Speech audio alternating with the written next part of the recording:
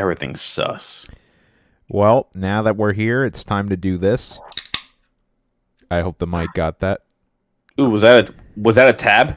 Indeed, it was. I was cracking open a not sponsored Truly's, and now I can relax.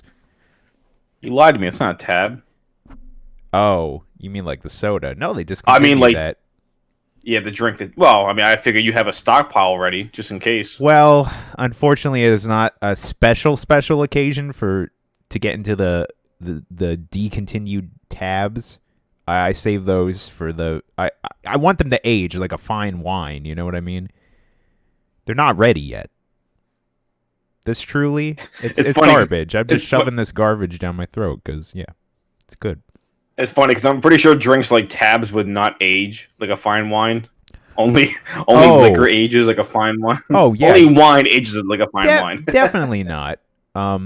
I've subscribed to this dude. He's called LA Beast, and he's chugged some very old Crystal Pepsis and other old like Coca-Colas, and they don't age well. They look Crystal Pepsi. Oh my gosh, that's like from when I was like an infant. Yeah. I think it was in like the 90s or late 80s it came out, and then a few years ago they actually did re-release it, and I was like, you know what? I don't really like Pepsi, but I'm gonna try this because I know it's like a big deal, and I still didn't care for it, so good thing it doesn't exist. That's what Game Bro Corey says. Who needs it? Drink a Sprite, you idiots. Man, I'm coming off aggressive today. I don't know why. Well, I mean, you have your Sprite sponsorship from Coca-Cola, so I'm pretty sure like you have every right to be aggressive. That's true. You have self-confidence, Guys, don't reach for water. Who needs that? Wimps. Whenever you're parched, reach for a nice sugar water. Sprite. Sponsored by Coca-Cola. And Truly, as I drink my Trulies. I actually got the Trulies for the first time over the weekend, and I like them. They're pretty good. I mean, it's all just the same shit at the end of the day. Like, there's like 62 different kinds of spark seltzers on the market nowadays, but they all kind of just like they're all pretty similar. Like, I'm not Truly's, like, the Coors Seltzer Premium is the best of the. Like, I don't know. You know? Like that. Truly's, Bon Viv, White Claw. To me, it's like just give me whatever you have. Exactly. It's all good. Like I'm not hating on anybody or anything. Just let me have whatever you have, and I'll have it. I'll drink it. I will say I'm all inclusive. That's a good thing. I will say I feel like the Trulies are slightly better, but I don't know if that's just my dumb human brain being like, well, I heard a lot of people say they like Trulies a lot, and I haven't heard a lot of people talk about White Claws, but I don't know. If you gave me a red Solo cup and filled them one up with White Claw and one up with a Truly, I don't think I could tell the difference. To be honest, me too. However, I can tell the difference between Coke and Pepsi. I can too. Yeah. That's but distinct. I will. Yeah. You know what's funny though? I actually don't know if I can do that with beers, because like I drink. I mean, not saying I drink a lot of beer, but like I do drink. Like the typical like local like Coors, Miller, and Bud Light. They're like the three like just simple light beers that you can get here in the States, and I feel like I don't know if I could tell the difference between them. Yeah. I don't think I could really either. If you gave me a blind taste test, they're all pretty similar too. I don't. That's why I get mad, like when people are like, there actually is like a member of the family. He's like my cousin's husband's father. Like they would normally, like my cousin would throw a lot like parties for the family, and I remember he would always like the father would always like mention like, that's not a man's drink. Coors Light's a man's drink. And I'm like, I mean, hey, I'm fine with Coors, but like, to me, it's Coors, Bud, Miller. They're all good. He's like, oh my god, that's like piss. It's all about Coors. And I'm like, and that's when I started laughing. Like, it's all this. Let's be honest, it's all the same. It really is all the same. No, Mike, you got to have your brand loyalty. Coors is manly because some ad told him 30 years ago. Yeah, because a cold train over the mountain means manly. Guys, I would definitely not be considered manly. You know how many of these sparked seltzer I can't speak. Sparked seltzers I drink. God forbid. I don't love that manly like mentality. I mean, hey, I'll drink whiskey straight. I do it. I like it, but that is funny though. Like that he's like going to the grave with Coors. Like, really, dude? Like you're right. You can't tell the difference. They are very similar. Yeah. If anything, I think you made a good point. I would just grab a bottle of Jack and be like, "Here, drink up, loser." Yeah. I'll Here's some Everclear. Be a real man. Oh, drink the whole bottle, dude. I'm getting some bad flashbacks of Everclear. That's not proving you're a man. That just proves you're looking for a death wish or something. I don't think I've ever tried Everclear. However, I did. Don't do it. I did make legal apple pie moonshine before a few years ago, and you do use like a whole bottle of Everclear in it, but it makes a lot of moonshine. Like it made probably at least like 20 mason jars of it or something like that, and that stuff was pretty good. It was pretty strong though. Yeah, I mean that's the thing. It's like things like Everclear, like pure grain alcohol, are meant for making things. It's like a mixant, you know, or if you want to make a moonshine and whatever. But drinking it straight is just like How else are you supposed to cleanse your body from the coronavirus? I drink Everclear. It to be fair, me out. I'll be honest. If you have the coronavirus, I'm pretty sure drinking a bottle of Everclear will definitely kill it, and yourself. Yeah, I was gonna say it'll kill everything. Man, my sore throat's gone, and so is my throat. Just be complete, fire. That's the best way I can describe it. Is like I've only ever taken like shots of I think I've taken like 3 shots of Everclear my entire life. Once was just the 1 shot, and the second time was 2 shots, like within 10 minutes. And it really is like it's straight fire. And no, I'm not saying it's awesome. Like, that CD's like it's so lit. You heard it here first from Mike. I said CD. Who buys CDs anymore? But I'm saying, that album is like straight fire, yo. It's like no, it is just like it tastes like molten lava. It's just I can't describe it. Or better yet, are you like saying? Wait, is the implication there that you've had molten lava? Well, yeah, I'm a manly man. I don't drink that Coors Light piss. I drink molten lava without any milk. Oh, man. This is only for you and me, no one else. But I was just reminded of the one card trip we had a while ago for Yu-Gi-Oh! And we had a friend who had some messed up teeth. And we'd say he would eat the rocks and concrete. Oh, it's so God, mean. That's so mean. Oh, I look back and I shame myself for making the jokes, but yes, I'm still laughing here. So I don't know. Oh my God, yeah, we made some pretty bad inside jokes about that, or like, God forbid he ever makes us like cupcakes, and we're just, oh my God, these are awful. What are these made of? And it's like cement mix or something. Oh, I'm gonna spit Trulies all over my keyboard. Oh my God, St. Peter is just staring at me from heaven, like, all right, well, you're not getting up here, boy. I gotta steer back here a little bit. I was talking about being heated. Well, now I'm gonna be nice and calm, because you know why? I recently, right before the podcast, in the small amount of time I had, installed new fancy color-changing smart light bulbs in my apartment. And now I'm in a nice light blue room, and it's nice and chill. I'm not going to make it red. That way I'd be angry. I don't know the other colors of emotions. But yeah, it's nice and calm in here right now. It's really cool.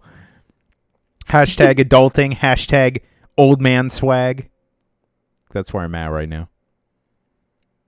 But yeah, it's really cool. You just install them, and then it goes through like your Wi-Fi and like an app on your phone, and then you can like literally just go in there and use a slider and make them whatever color you want. It's pretty cool.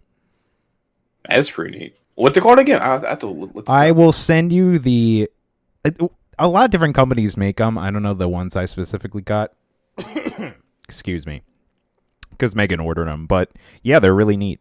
And they were really easy to install. It's literally just like changing a light bulb. You just have to make sure you get, the right like wattage and socket size.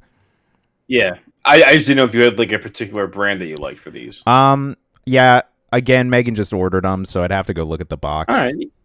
Yeah, it's fine. Just send me the link later. Yeah, it's not a big deal. I'll let you know. I'm just curious. I'm just curious. I also know. You know, it's funny. Oh, go ahead. No, I'm sorry. Yeah, finish your thought. I'm sorry. All I was gonna say is the ones that Megan got were also very affordable, so I'll definitely send you the link. Oh, cool. Thank you. Yeah, I'm sorry. But what I was gonna say was, you just reminded me that like a while ago, when Amanda got her first car, I actually bought her a gift for the car, like, you know, among many other little gifts.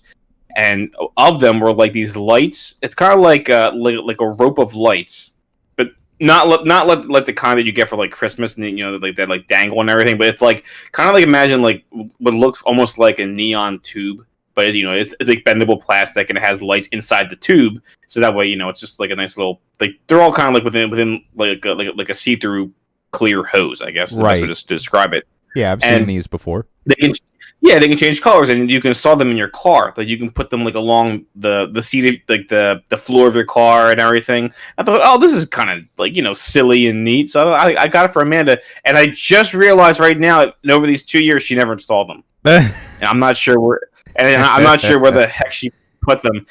Oh man, we're gonna have a conversation when she gets home tonight. Oh man, where are those lights I bought you? Are they not good enough? I send posy vibes to you, Amanda. I did not mean to unleash the wrath your way. I was gonna say though, belt? That could Where's be my belt? Ooh, that could be me in 2 years. As well, actually, my girlfriend didn't buy them, but her mom for Christmas got me like new windshield wipers, because mine have been crappy for the past who knows how many years, and I've yet to install them. Granted, it's only gonna take like probably 5 minutes. I just gotta look up how to do it. But I'm lazy. All right. Enough with RGB light bulbs. I mean, one day if I ever decide to stream, I'm sure you people will see that kind of stuff, because I have a webcam. Anyways, what else we got here? Oh, I just wanted to let everyone know that yesterday me and Megan actually went to sign up for a gym, and earlier today I actually worked out for the first time in probably almost a year at this point, and it felt real good. It was good to move my body around. You know, I want to try to get back into the rhythm. I used to go 5 times a week. It's odd being in a gym. I don't know how every gym does it, but I would just assume it's the no mask policy, because obviously when you're working out, you're going to be breathing a lot. So it's kind of a little weird and a little risky being in an environment like that. But I don't know, like I think I'm going to be very cautious about wiping down all the equipment, as well as, you know, cleaning myself and, you know, my phone or whatever I bring home with me. But I just think it's really going to help, like, my mental and physical being going back to the gym. And I'm very much looking forward to continuing to do that. Yeah, I definitely want to sign up for Planet Fitness again, because I think up until Friday they have a promotion where it's like no money down, and it's just $10 a month, which is again really affordable. And it's more than enough for me. Even though I do like really nice gyms that have like a lot more to offer, just give me some free weights, just give me the bench. You know, maybe give me like some of those like machines for like leg workouts. I'm good to go. So I definitely want to try to get my membership for Planet Fitness reinstated. Hopefully before Friday. It's funny you say that about like you don't need a lot. Literally, my gym that's the essence of it. It is the 3rd floor of some sort of abandoned warehouse building. I mean, it's not abandoned. There are just it's not what it used to be for. It was probably for like clothing or some sort of outdated piece of technology. But now there's just like a gym, there's like a dance studio, there's like a martial arts studio, there's like a big like flea market on the weekends. Like it's just a mismatch of different little like areas in this building. But anyway, this place sounds like it was made for me. All it needs is a Taco Bell, and I'm never leaving. Yeah, it's pretty cool. And so the gym is on the 3rd floor. You do have to walk up there. There's no elevator or anything, which does kind of suck, especially like, you know, post workout, me walking down all these steps, my thighs were like killing me already. I'm like, oh God, I just got to get to my car and sit down.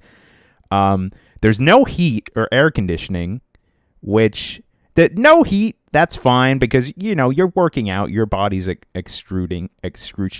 What's the word I'm looking for? Excreting. That's it. I'm sorry. Excreting heat, and so in the winter, obviously, it's probably not going to be too much of a problem. But during the summer, that could be bad if it gets like super hot in there, as well as you're just really hot, working out. But we'll see. Something I noticed while I was working out today is that there actually are like some tiny little like holes in the floor. I don't know what they were for, maybe cables or some sort of other equipment, but there was like this one tiny little hole. It was probably like the size of a golf ball, and I just looked down and I could see like a little bit in the dance studio. I'm like, oh, that's cool. I guess that's just a thing. I could just yell at them if I wanted to. I don't really. Oh, go ahead. No, I was gonna say I really hope like the dance studio beneath you, or is it like it's right beneath us? Yeah. So they'll definitely be classes in there, and they'll just hear like the weights just banging against the floor. I'm surprised the floor isn't gived out because the whole time I was in there were some gorillas in the corner like working out super hard, and the weights just kept banging. I'm like, this place is gonna topple in. This floor. I'm gonna say like if these people, if you can see like cracks in the floor down below, people are probably just like sweating bullets. Like, oh my god. Like, yeah, I'm not going over in that corner where all the weights are. I'm like, I'm good. I think I'll just stick with the treadmill. I was even scared on my treadmill. I was making a lot of noise when I was running. I'm like, oh god, hope the floor doesn't give way. Little rickety, huh? All that being said, though, it does have a very nice view. There are these beautiful windows in there, and you can kind of see around the little town it's in, and it was really nice. And when I went, it was around like 4 p.m. It was almost like, it wasn't quite sunset, but it was getting there, so it was like nice outside. It had like a nice little view to look around. But yeah, it was nice. I don't really have much else to say about the gym. I'm just glad I'm going back to the gym. Also, it's very nice. It's very close to me. The last gym I went to, I forgot to mention, was like at my job. So usually I would work and then immediately work out because it was right there. But now that it's about like, I'd say a 10-minute drive, which is pretty convenient for me. So I was even considering I might start going to the gyms on the weekend, maybe just do like little workouts and come home because it's so close. I don't know. I'm going to mess around with it. Neat. Other than that, I did want to quickly mention that over the weekend, me and Megan took a small little trip up to Westchester to visit our favorite ramen shop, Rai Ramen. We got some takeout. They're still not doing any indoor. Well, I think some restaurants are doing indoor dining, but this establishment wasn't. And it was super, super good. My eyes were definitely bigger than my stomach, though, as I could not finish all my food and had to take it home. Ironically, though, the food was just as good heated up in the microwave as it was there. So that was all good. And speaking of Megan, my only other thing is I'm trying to figure out right now what our Valentine's Day plans are going to be. And it's just a weird time because obviously with the pandemic, we don't really know what's going to be open. I kind of have an idea. We really like traveling, but of course we don't really want to go out of state because it could be risky. Also, we would have to like mandatory or like self-quarantine, which we really can't afford to do. So I was kind of looking at stuff in state. I'm kind of thinking about Pittsburgh. Maybe we'll like get an Airbnb. And I told her, like, well, if we go to Pittsburgh, we could, like, honestly just DoorDash or whatever, a bunch of food, or even go buy groceries and cook the food in the Airbnb. And I don't know. I feel like it could be, like, a nice little weekend.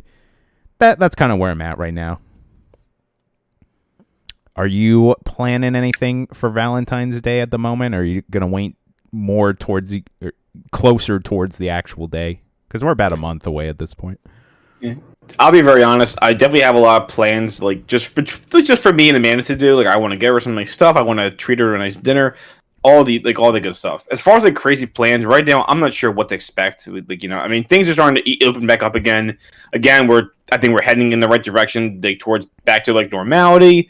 But I just really I feel like just like with the pandemic and everything, I'm not sure what's going to happen. Like next month they could just shut down the state again. Who knows? I'm just going to play it by ear. I mean, again, I have some fun plans but like nothing big because I'm worried it will just like not be able to happen. So that's how I kind of feel too, and I have been open to Megan about this. Like I was like, I know we like to travel, and I'd kind of like to do something like that, and she kind of agrees. But we're also like both just like skeptical too, because we're like, well, we don't know what's gonna happen, and some of the Airbnbs have like non-refundable, which also kind of sucks. Yeah. We almost lost all our money for my one buddy's bachelor party. It was supposed to be like last year in the fall, and yeah, it was. We were going to go to Penn State, and everything was closed. So luckily, I think we did get our money back, but it was like credit. Like we had to use it for another time. So I think we are. Yeah. So I think we were able to get like we just basically pushed back the bachelor party till like this year. So I think we're going to try to shoot for. I forget the exact day. I have it on my calendar somewhere, but I think we're trying to get it for the fall. That's understandable. We'll see. Yeah. I also hope with like the vaccine, and hopefully that'll help again make things back to normality. I guess we'll see though. It's all very reactive. We don't really know what's going to happen, I guess. I'm trying to be positive about it though. I'm trying to, keep my hopes up. So we'll see. I mean, 2020 is definitely off to a blazing start, so to say. Maybe a 2020 start 2.0. Oh man! One little quick note: I wanted to make a comment when you were saying how you went to your favorite ramen place. I was going to say, I know that Hershey had a ramen place. I wish they did. I'd probably go there way more often. Chocolate ramen. Ooh, yes. Sounds good. Sweet and salty. Now, before we get into the main swing of things, Mike, do you have anything you want to add that you did over the past week? No, nothing much. I kind of just made a list of things to do for the house because I have more house projects to work on. So now I have to replace the locks. I have to potentially paint the kitchen because we spackled some spots in the kitchen. And let's see, what other boring adult stuff have I done this week? I need to put away my Christmas decorations. I think that's something I'm going to do this weekend. Oh, thank you, Corey. You saved me there. Yes, we finally took down the Christmas tree. It was kind of sucky. We really liked our decorations. We really liked the tree that we had set up, even our little fun tree in the basement. But unfortunately, we spent the better portion of our Saturday just taking everything down. But now the house is all opened up and we can get ready for Valentine's Day decorations. Do you actually put anything out for Valentine's Day? We normally don't. I normally don't, but since this is the first time Amanda and I are having Valentine's Day together in the new house, I'm pretty sure she'll have a few decorations. Okay.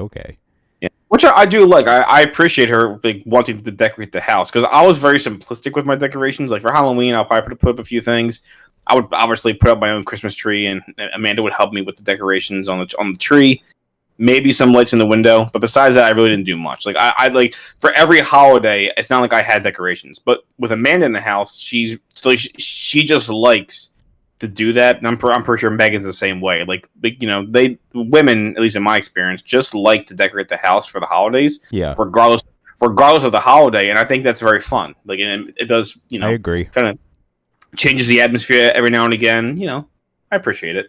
Yeah. No, I agree with what you're saying. I appreciate it too. Whenever I drive past little houses, and I'm like, oh look, they got like little red lights. They got like little hearts in their window. That's cute. It's fun. Oh, indeed. Man. Hey, you know what else is fun? What? I give up. Hello, everyone, and welcome to the Level With Me podcast, episode 79. I am one of your hosts, Game Bro Corey. How you doing, folks? I got my not sponsored Truly here, and I'm having a blast in my blue lights. And I'm joined once again by my boy co-host Mike. How you doing, Mike? Corey, you didn't tell me what was fun. I'm still waiting for it. The podcast. That's what's fun. We have fun here. Ha ha ha. Meatball pizza. Ha ha ha. Ha. My hands are lotion. Is that what it was? Yep. I forget. I already ruined the joke. Something like that. I don't know. My meatballs are my meatballs are lotion. I forget. Hello, everybody. Welcome back to Level With Me. Oh man, I'm just chock full of memes right now. I'll tell you right now. Where's my beer? I actually misplaced my beer. Is that the new meme? Where's my beer? Yeah.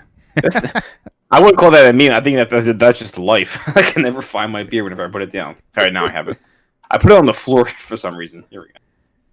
If you are a lady, that's something you never want to say. Where's my beer? You throw away that beer immediately. Yeah. At first, I was going to say, well, Corey, that's very sexist of you. And I'm like, oh, I see what you're saying. You were looking out for the lady. Yeah, right. Was it what? A lady can't enjoy a good beer? No, they got to have Smirnoff Ice. Oh, Smirnoff Ice sucks. If the lady's drinking Smirnoff Ice, she has bad taste. Those things are not good. I, for one, think they're actually pretty darn tasty. So, I don't know. To each their own. Okay. Not all the Smirnoff thing. Oh, no, wait. Oh, crap. No, I'm thinking of the Seagrams. You know those little, like, Seagrams wine coolers? Yeah, those are disgusting. Those are... Yeah, oh, no. Womp, womp. The fight begins. Seagrams versus Smirnoff Ice. I love Smirnoff vodka, ironically. Yeah. Smirnoff is okay. But yeah, the Smirnoff Ice is like soda. Oh, my gosh. Welcome to the Booze Cast. I feel like we're just all... only talking about this is now an alcohol podcast, all about your Trulies and your Smirnoffs and your. Let me tell you about Tito's vodka. It's really good. Gosh, now you sound like my aunt. That's all she ever does. Where's the Tito's? We have to like if my aunt comes over to visit, we have to specifically get Tito's for her. I like your aunt. It's good. I know she's awesome. But I mean, like when you do that, it's like you have a problem. But it's because I have to. Okay. Wow. Judge her right away. You have a problem. I've known her my whole life. She's just a lady who enjoys a good Tito's. It's not the whole bottle of it. Yeah. I'm speaking over you. Oh, gosh. My Tito's are all gone. Yes, guys, please send in your interesting alcohol-related questions. How many times have I got alcohol poison? 0, because I'm a beast. Does alcohol poisoning kill you, or does that just cause you to vomit? Because I have thrown up. I'm pretty sure it can kill you. You can die of alcohol poisoning, but I think other forms of alcohol poisoning just make you very sick. I'm assuming you would definitely vomit, and you can probably get like brain damage. Okay, so there's like levels. Gotcha. Yeah. Okay. Yeah. Let's just say it's nothing to be proud of. So I got level 1, guys. I'm a fake gamer. I couldn't get to level 3 of alcohol poisoning. I'm sorry. Oh man, I'm going for the high score tonight. And then I blacked out. And I just wake up. I just wake up in a puddle of my own vomit. Did I win? And then the nurse at the hospital was like, "No, sir, you did not win. You're lucky to be alive." One of the first.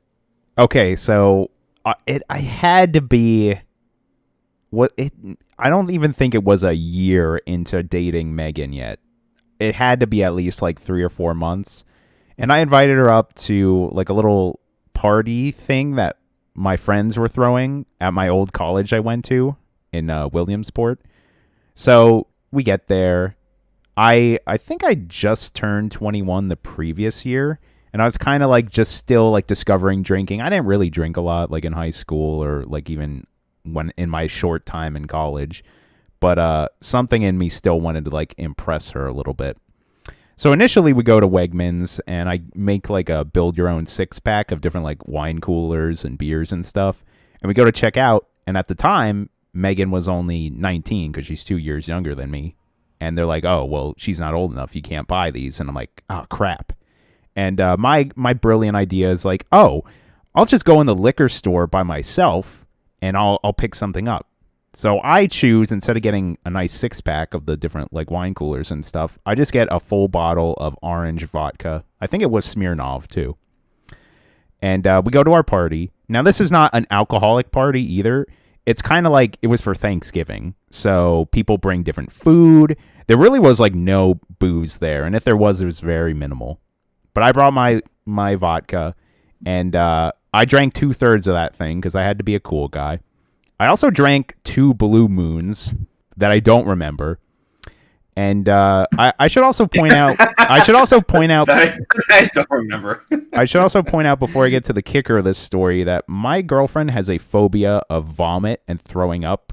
She really, really, really does not like throw up. She can even like sometimes if she watches like a throw up scene in like a movie, that can really like affect her. Not so much that we have to turn the movie off, but it'll like trigger her like a tiny bit. She'll be like, "Oh, I didn't like that." But my point is, at some point, she like wakes me up because I guess I blacked out a little bit or passed out, and she's like, "Oh, we should go sleep somewhere because it was getting late."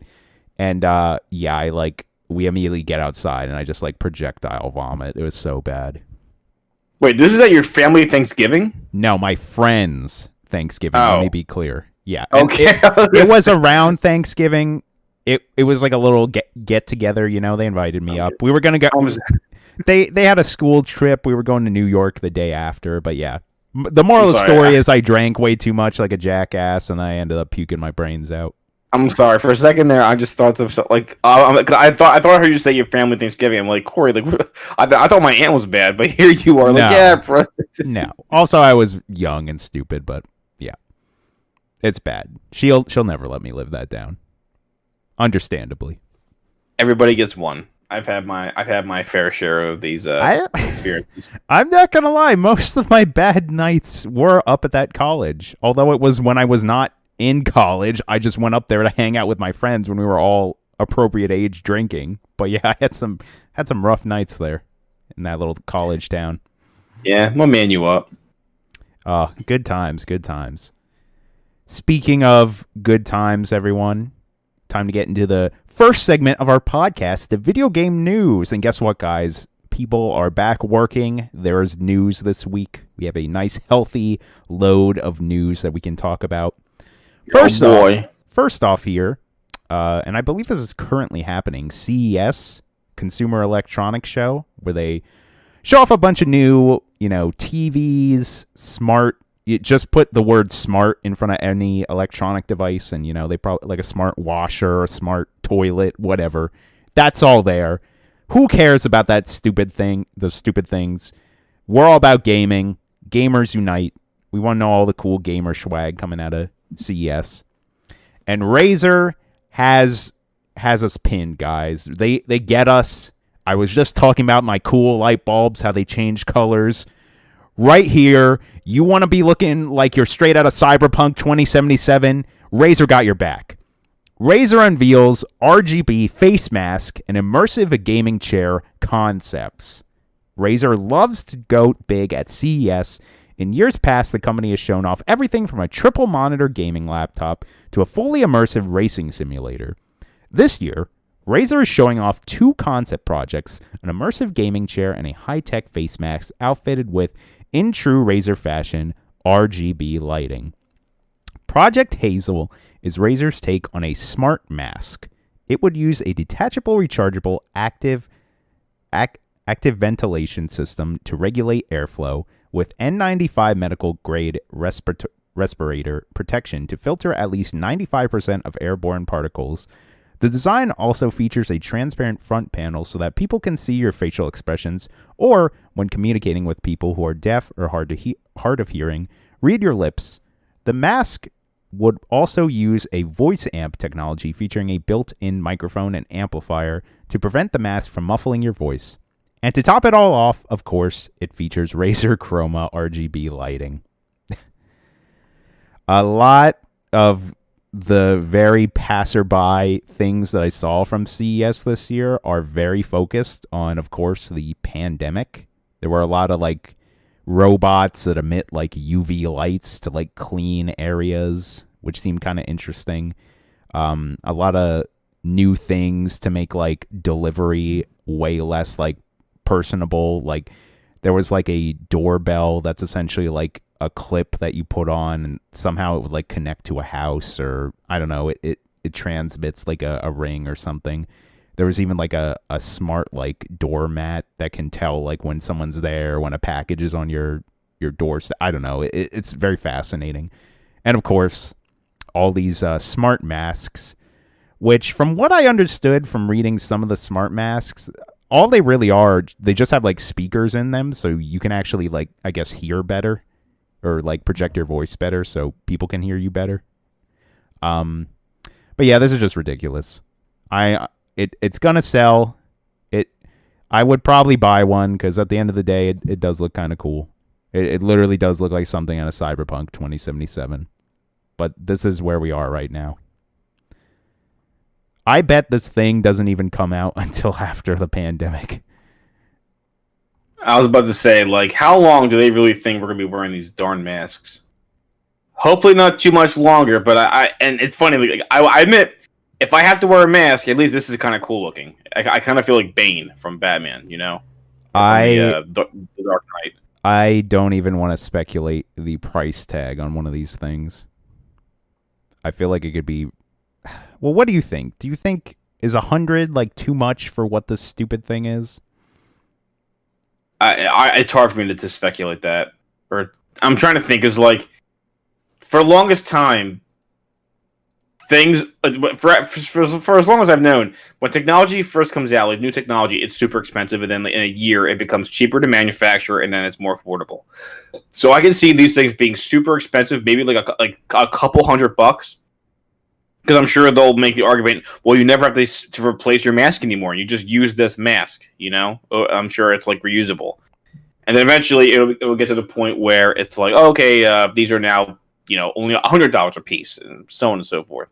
And I'm sure there'll be cheap knockoff versions. It'll just become like the new. It actually reminds me of like a paintball mask, but it's only covering your mouth. So like, yeah, it does. I could definitely look like that. Yeah, I think eventually it'll become like where there's just like cheap plastic versions.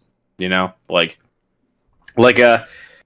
I've seen people actually wear like the face guards that are used like in like machine shops when they have like metal and wood shards shooting at their face. Like there's like, you know, like I've seen people wear those to stores. This basically is just like I'm wearing a miniature version of it around my mouth, and it has little filters and lights and all other doodads on it. It's kind of cool. It's definitely cooler than wearing a piece of cloth. I think it definitely has. It's definitely. Now I will say this. I will say something like this is definitely more effective too than cloth. Like hands down, more effective too. But I don't know. The IGN article here emphasizes that this is just a concept, so they don't even know if this will be a real product, or if it comes out, it might be like different. You know, that's something to always point out. A lot of things that they show off at CES are mostly just like concepts, like, oh, one day or a few years from now, maybe we'll actually get this thing.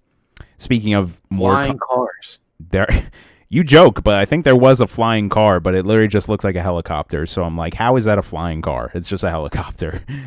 Technically, helicopters are flying cars. I guess you got me there. Yeah, I will say a little tangent. I will say this: flying cars are terrible. Is not a good idea.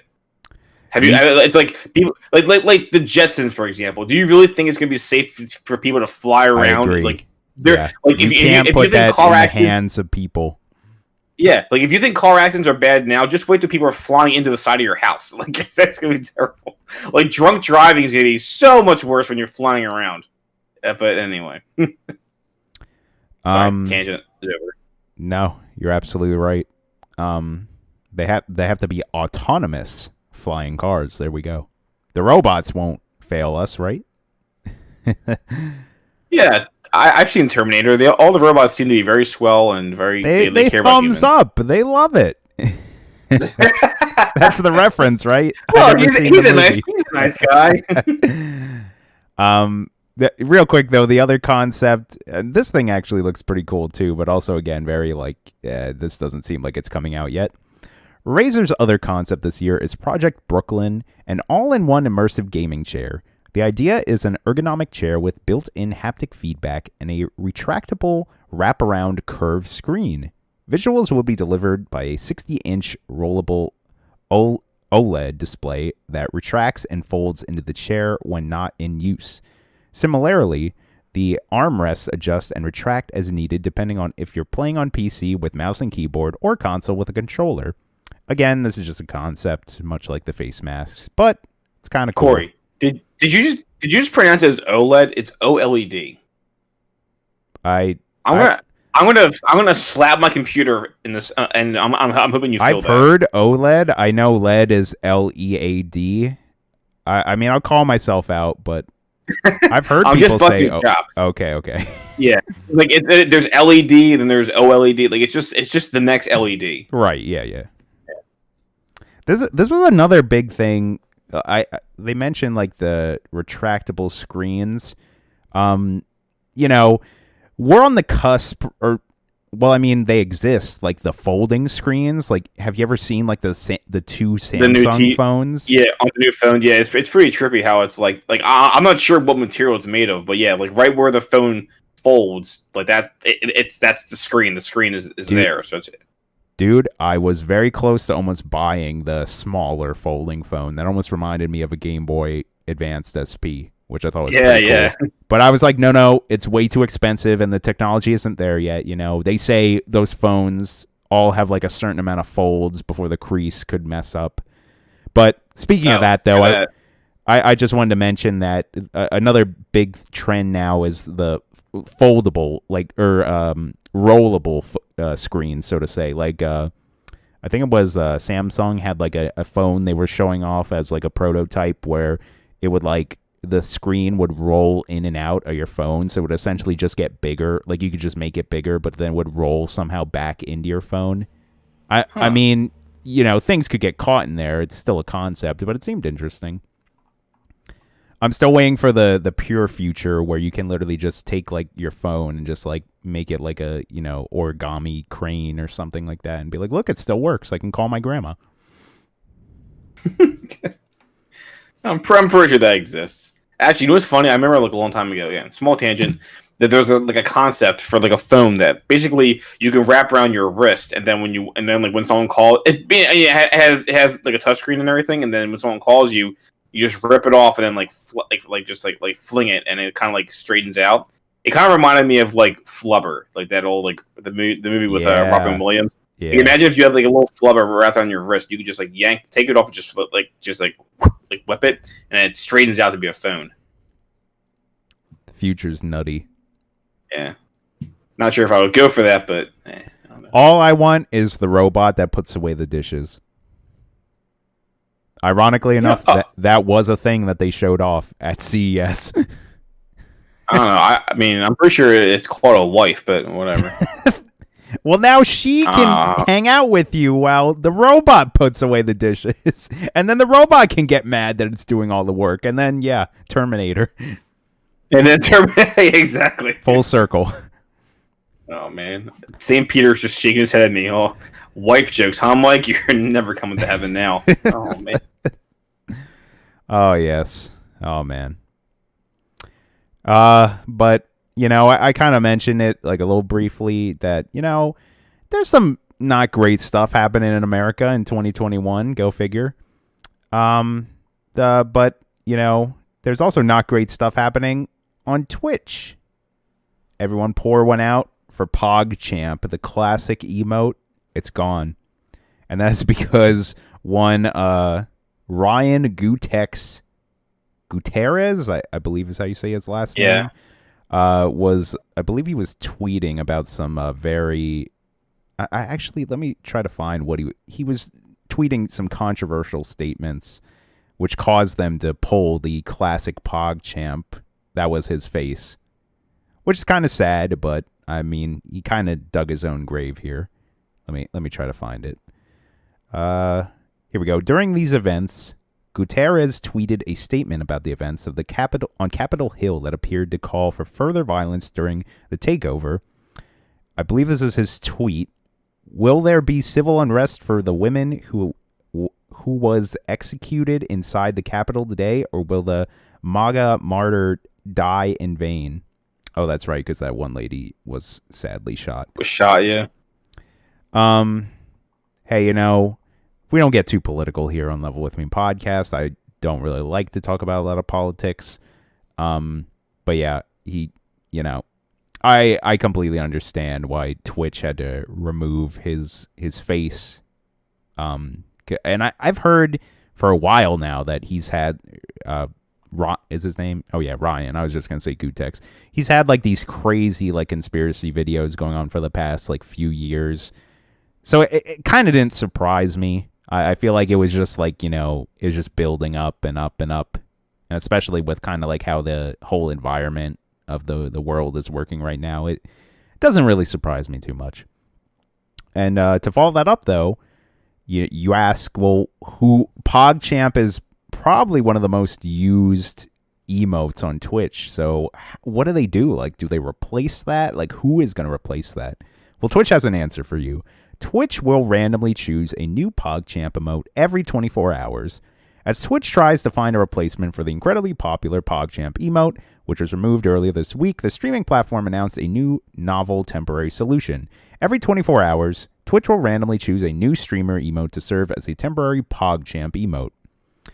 I think that's really fun. I don't know how they necessarily choose that. And I don't want to say, they're going to pick, obviously, all the top streamers. Because, of course, all of them are going to make their own Pogchamps. A lot of streamers, honestly, just copy the popular emotes anyways and just make their own. So I'm sure a lot of that work is out there. But I think that's still cool regardless. I didn't know they were actually just going to replace it altogether. I think they should honestly just leave it like this forever. I think that'd be fun. Just like I think it's good. Archive all the heads and just have it constantly. Yeah, I think that'd be cool. And maybe you could even have like a little like attachment to be like, who's this Pogchamp today? Well, it's so and so. You could go check out their. I don't know. They could have fun with it. Moving on here, that Twitch is like somewhat gaming, and Razer, they make gaming products, but let's get on to some actual video game stuff here.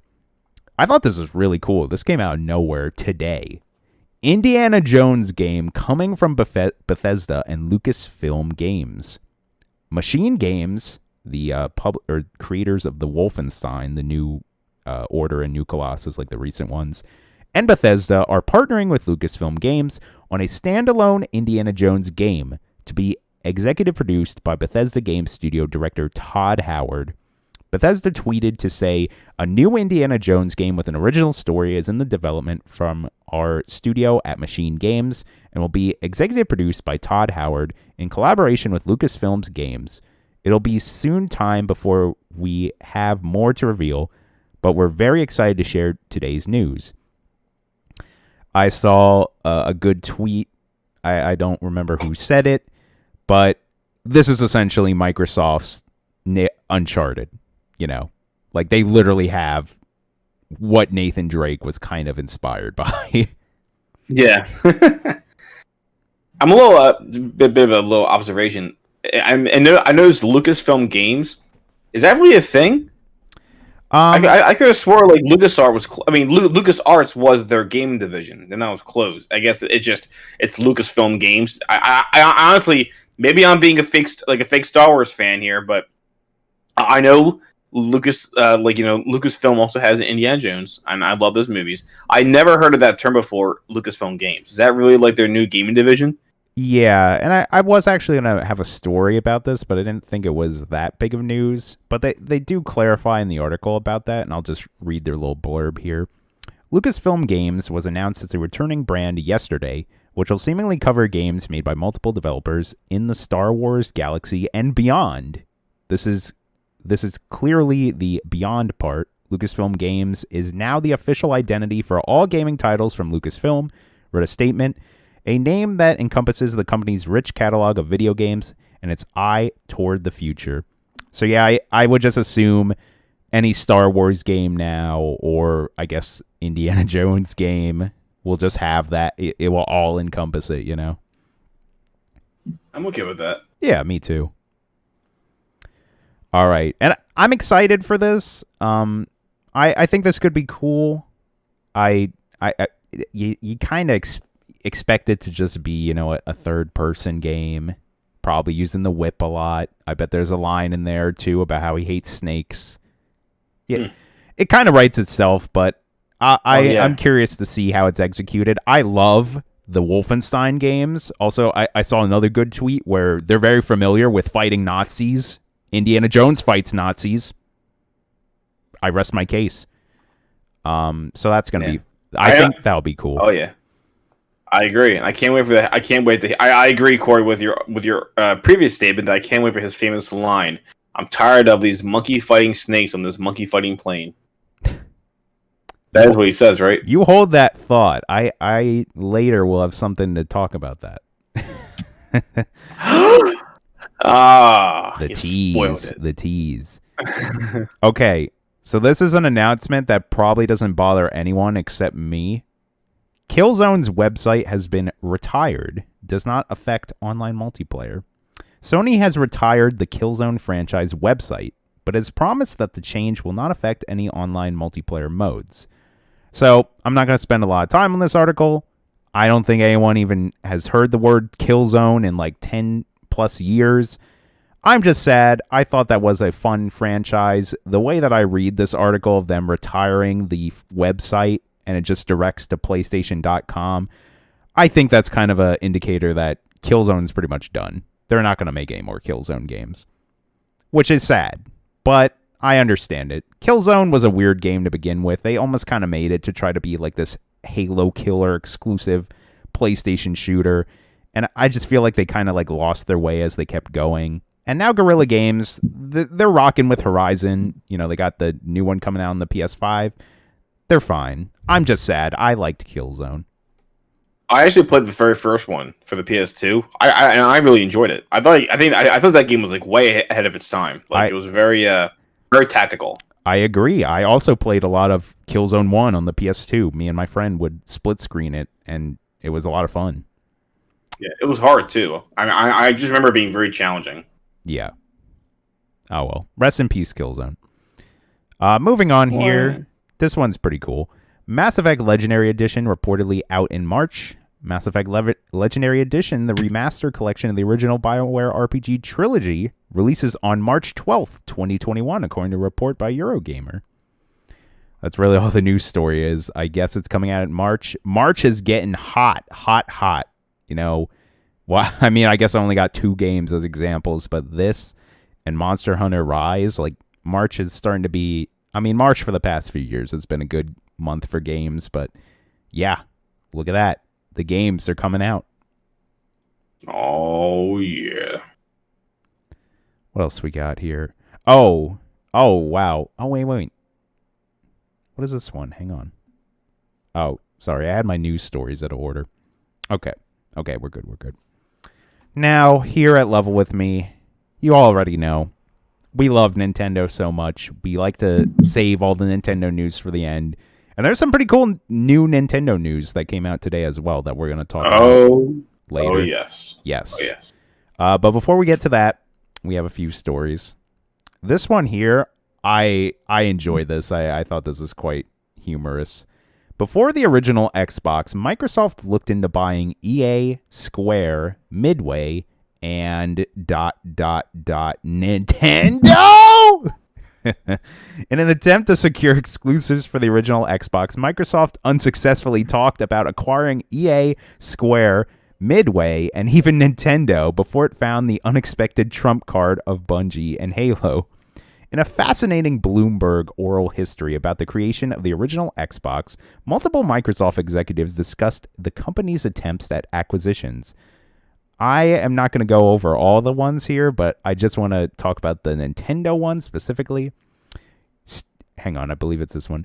Steve made us go meet with Nintendo to see if they would consider being acquired, explains then director of the third-party relations, Kevin Bacchus. They just laughed their asses off. Like, imagine an hour of somebody just laughing at you. That was kind of how that meeting went. Can you just see? Yeah, I would love to. I would just love to see like Miyamoto and all the other guys like just laughing at them like, "Ha, stupid Americans! Like, get out of here!" And they were probably like just about to launch the GameCube or like working on that because this was around like before the original Xbox. Yeah, but yeah, can you imagine like they wanted to buy Nintendo? Like, how much money? I mean, don't get me wrong. Like Microsoft was very big at that time. They were like incredibly profitable and stuff. So I'm sure they had the money to do so. But it's like Nintendo's not just going to say, "Yeah, sure, we'll just sell you the company." Like, yeah, it's yours now. Like, no, I'm not. I forget who the CEO was. I think there was it was that one old grumpy guy right before our good old friend Awada took over. I think the guy before him was very anti Awada. I guess he was not. He was nothing like him. Awada was like was like awesome, but I think this is before Awada's time. I think he was at the company working, just not as CEO and president. So, man, I can only imagine if like the gosh, I gotta look it up. I forget who the guy's name is, but I'm pretty sure he probably just like Mr. Burns just like pressed that button on his desk, and then like Steve just like Steve and Kevin whatever just kind of like fell through the floor like a trapdoor or something. And they just were placed on a plane back to America. Yeah.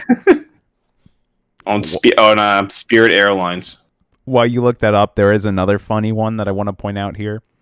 McBreen also discusses that a potential Square takeover went as far as Microsoft providing a letter of intent to buy the company.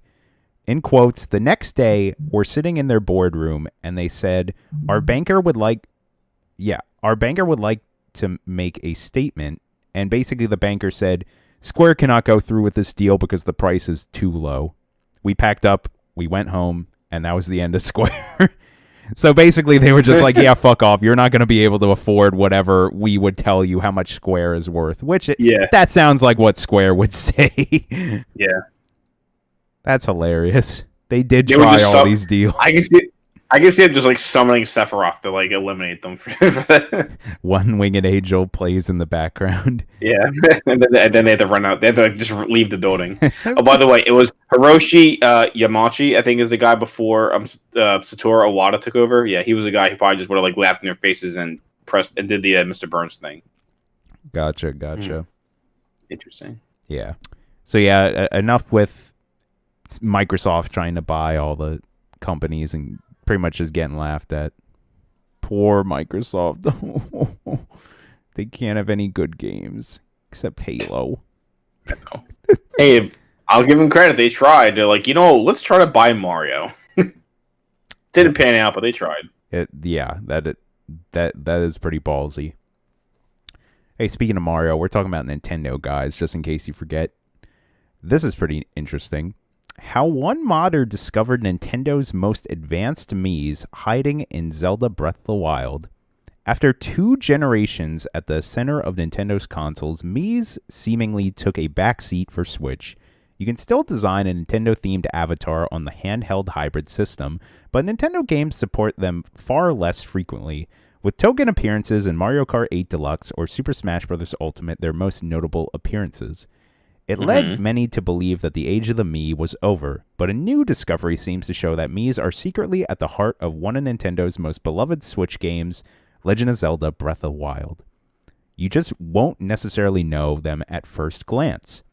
On January 4th, Mii modder Hi I'm Heroic posted a discovery that seemed to confirm that Mii-like parameters had been used to create NPCs in Breath of the Wild by using modding to inject custom Mii details into the game and seeing their familiar cartoon faces rendered as Hylians in Breath of the Wild's art style. Those results seem to prove the Breath of the Wild's NPCs are a form of advanced Miis, a point that game's code helps support by referring to them as Yumis. And there is pictures of this online.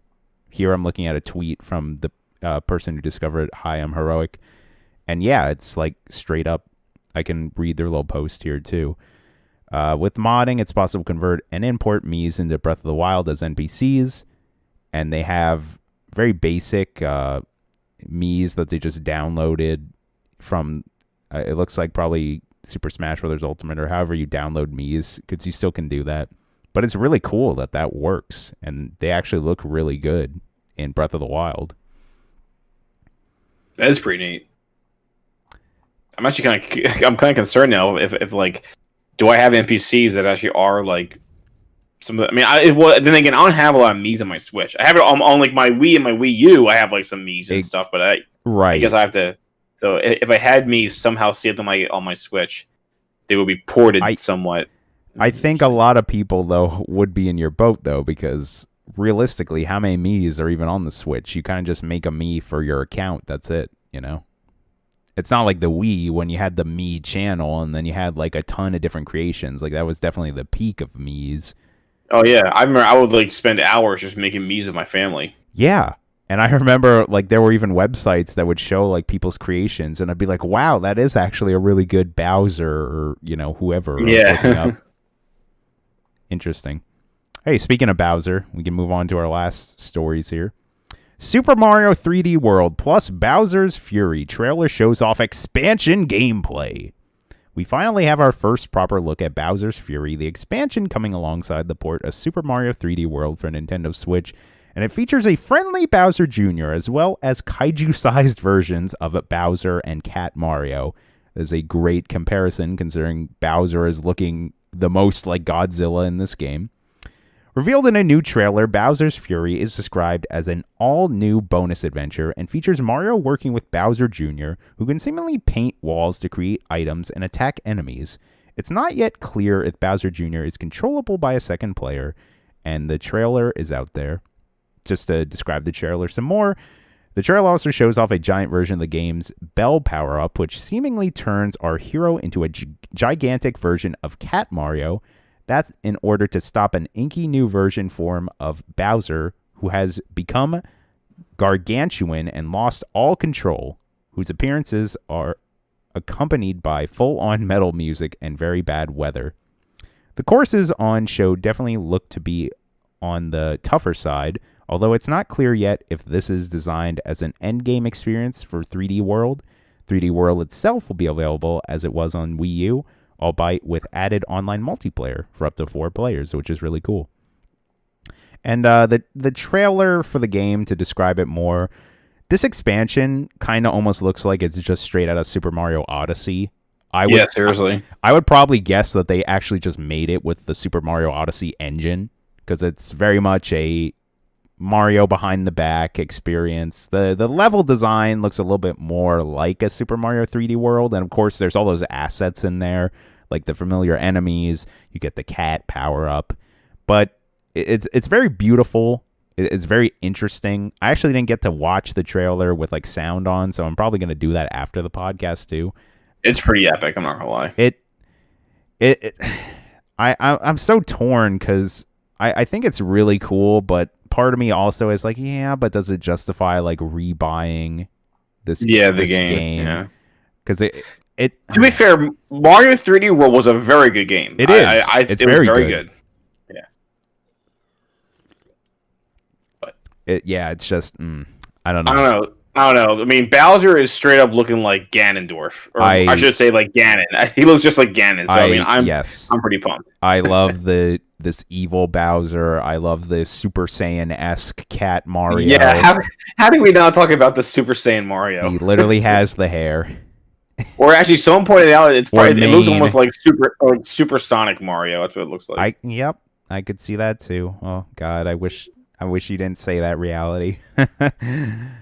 But yeah, it does look really good. I guess it's just that asterisk of, yeah, but do you want to pay $60? Because we don't know how long this experience is either. Like, it could only be like an hour long for all we know. It does look really cool. I will say that. And again, like we said, Super Mario 3D World, very good game. I've played the whole thing. I don't think I beat all the end game levels where you unlock Rosalina. It's tough. Yeah. Now I'm just so torn now. Also, they announced the release date. Was that even in this story? February 12th, excuse me. So it's it's exactly a month away. And then last but not least, alongside the announcement of Super Mario 3D World and Bowser's Fury trailer, excuse me, I got choked up here because I can't believe how beautiful this Switch is. Nintendo reveals Mario Red and Blue Edition Switch console. Nintendo has revealed a new Mario Edition Switch, which is its first variant of the console for the screen unit itself to be ordered in a different color, or offered in a different color, excuse me. The Mario Red and Blue Edition replicates the iconic colors of Nintendo's mascot with red Joy-Con controllers featuring the blue straps and blue grips that mimic Mario's dungaree straps. The dock and system unit itself are also red, rather than the traditional black format. Additionally, the Mario Red and Blue edition also ships with a matching carrying case as well as screen protector, which I think is kind of interesting because me and my friend at work were talking about this, where I'm like, it is still $29.99, how much a normal Switch is, but it also comes with the carrying case and screen protector, which is pretty nice. Also, like I said right off the gate, I'm a big fan of the color red. I just love everything going on here. I think it's really cool that the system itself is red and the dock. We've never seen that before. I'm pretty sure this blue Joy-Con grip is also new, which is nice, and it goes really well with the red Joy-Cons. I think this red Joy-Con, these were the ones released when Super Mario Odyssey came out, or maybe they're just the neon red. It's hard to tell in the pictures. Regardless, this Switch looks incredible. This is the first time in a while that I think I've ever been like, oh man, I would love to buy this and just replace my Switch with it. But of course, I'm not going to do that because it's not financially acceptable. But this thing's a beaut. I love it. What do you think, Mike? I think it's a great opportunity for anybody who wants to expand their Switch collection, or if you haven't gotten the Switch already, I'd say this is pretty cool. I mean, I personally do. I like my like gray or black colored Switch, you know, whichever you want to call it. Mm-hmm. I think it's just I'm very basic with that. Like I'm the biggest fan of like vibrant colors for my consoles, especially when they're offered in like a gray or a black. Technically, if there was ever like a silver Switch, I think I would like that. That'd be cool. Yeah. I mean, I think it's very nice, but I agree. Like, since I already have a Switch and my Switch is running just fine, I have no reason to buy this. Right. If this was a Switch Pro, on the other hand, maybe I would consider going for. Maybe then I would consider going for this. And I want to make a comment really quick. I was hoping that yesterday was going to be the big. Like I think if anybody saw this on our Instagram. On our Instagram, I posted this supposed leak, and I was very confident that it was fake. But it was still kind of fun to think about this. There was a supposed leak that came out on a piece of paper about a Nintendo Direct on the 11th, which is yesterday at the time of this recording, and with a whole bunch of games that they were going to announce. And so I was hoping to see, well, the leak came out like a week ago. So I'm thinking, well, on the bright side, it's not like it's saying, oh, within this year we're going to get some stuff. It's like, okay, well, we're going to get something like, you know, hopefully by Monday. So we didn't have very long to wait, and it looks like nothing happened. We did get the Bowser's Inside Story, which is pretty cool. And but one of the leaks was saying how we're going to get a Switch Pro supposedly by April. And I feel like maybe they probably would announce it a few months ahead of time before April, if that is actually true. So them revealing this as like, hey, look, like a Switch with new colors, that's pretty cool. But it's not a Switch Pro or like, you know, whatever they're gonna call the upgraded Switch. You know, I don't know. Yeah, and I mean, first of all, I'll say that I do think that list that you're talking about was a little too good to be true, excuse me. Mm-hmm. But yeah, like, who's to say that all that stuff isn't true? And considering everything that's going on with the pandemic, like, maybe that could be why, like, a lot of these announcements and news were getting delayed. Because in my opinion, you could have totally seen this game coming out last holiday season, and maybe even the Switch coming out last holiday season. Makes a lot of sense, but I don't know. I'm just speculating. Also, yeah, I hope in the near future that we would get a proper Nintendo Direct with like some actual news on like what they have planned for this year, because with this being announced, this is, I believe, the last first-party Nintendo game coming out in 2021 that we know about. So, yeah. I mean, there's a Monster Hunter Rise. Is that? Well, it's a Switch exclusive, but you're right. But it's not first party. I'm sorry, because there's like No More Heroes 3 that's supposed to come out this year. Yeah, we still have Bayonetta 3, which is that's in limbo for a few years. Yeah, God knows what the hell that is. I hope it'll come out. Yeah. Breath of the Wild 2. Still, I mean, there's so much I want to look forward to, and I just want something. I just want some news. Same. I'll do anything. I'll do anything for some news. Yeah, just unspeakable things. Just a little drip. I think it would be.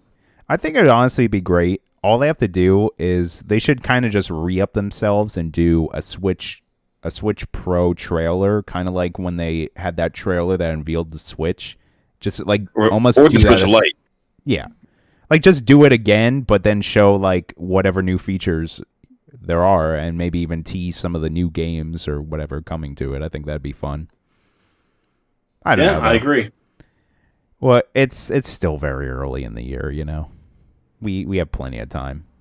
I'm sure they'll let us know very soon, especially once this game comes out, because then it's like, well, I mean, what am I supposed to buy on my Nintendo Switch now? Guys, I got this money in my pocket. Don't you want it? Yeah, seriously. You don't want our money? Come on. No, don't worry. They're getting our money with all of our Joy-Cons breaking. They're getting our money from the $4 a month Nintendo Online. It's like, what do I use that for? Sometimes Smash. That's about it. All right. True. Anyways, that's going to wrap up our news for the week. Now we're going to move on to our second segment of the podcast where we talk about what we've been watching and playing over the past week. I forget who went first last week. Was it me? I think it was, right? I honestly don't know. I mean, I could go first again. It doesn't really matter. I'll go first. I don't mind. Personally, you might have more than what I have to say. I just might. I'm looking forward to hearing it. All right, so what I've been watching, definitely has not been anything too crazy and new.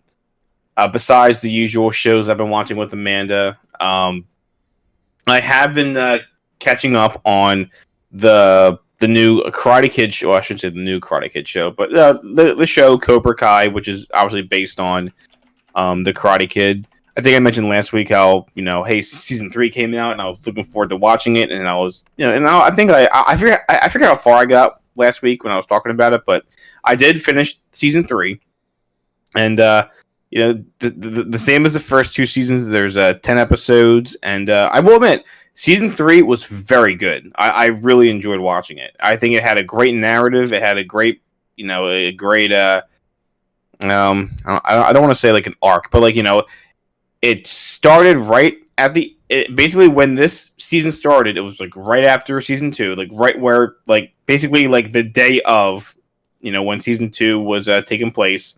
All the events that are happening during the season 2 finale. This takes place like right after that.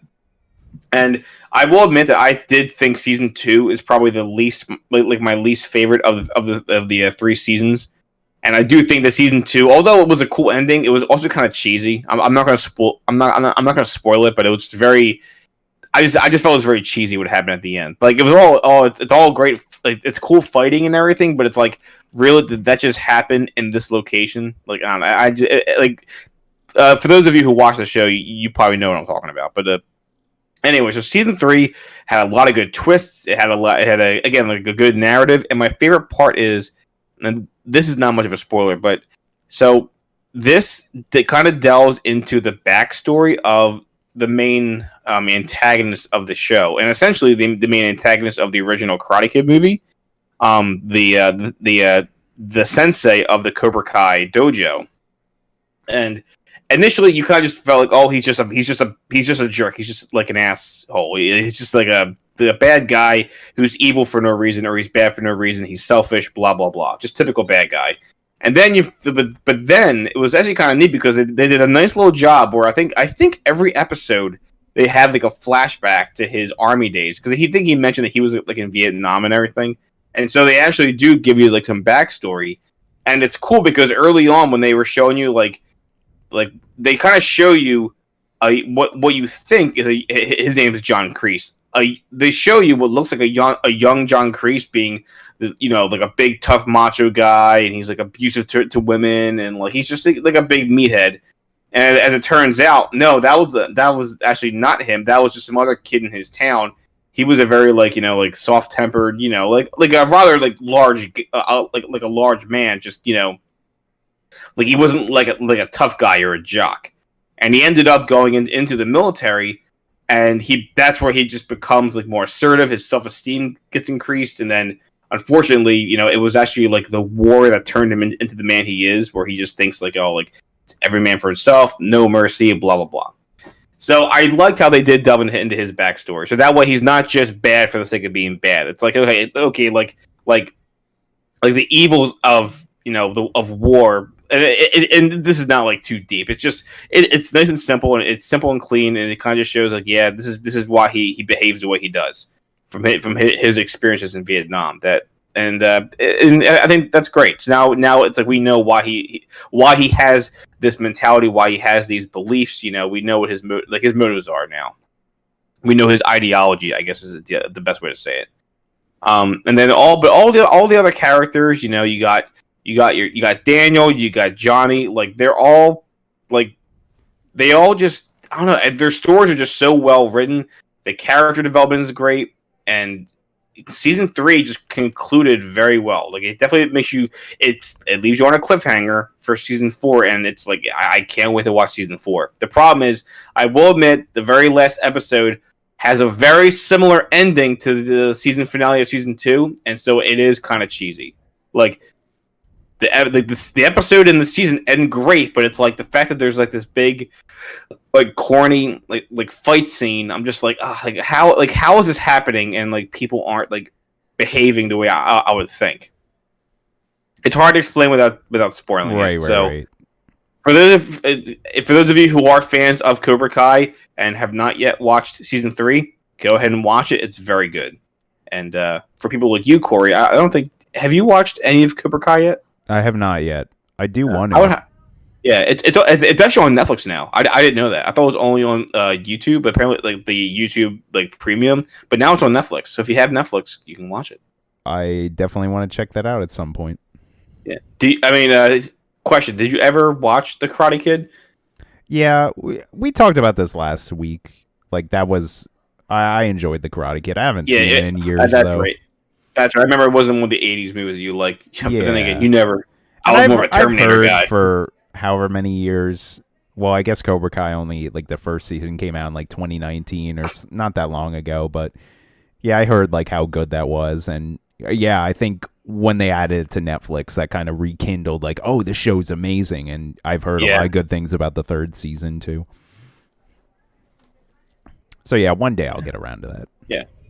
Again, just I think it's very good. Like it helps if you watched. Apparently, there's 3 Karate Kid movies with Daniel. So if you watched all 3, it helps because they always like they reference all 3 movies. But still a very good show. Very good show.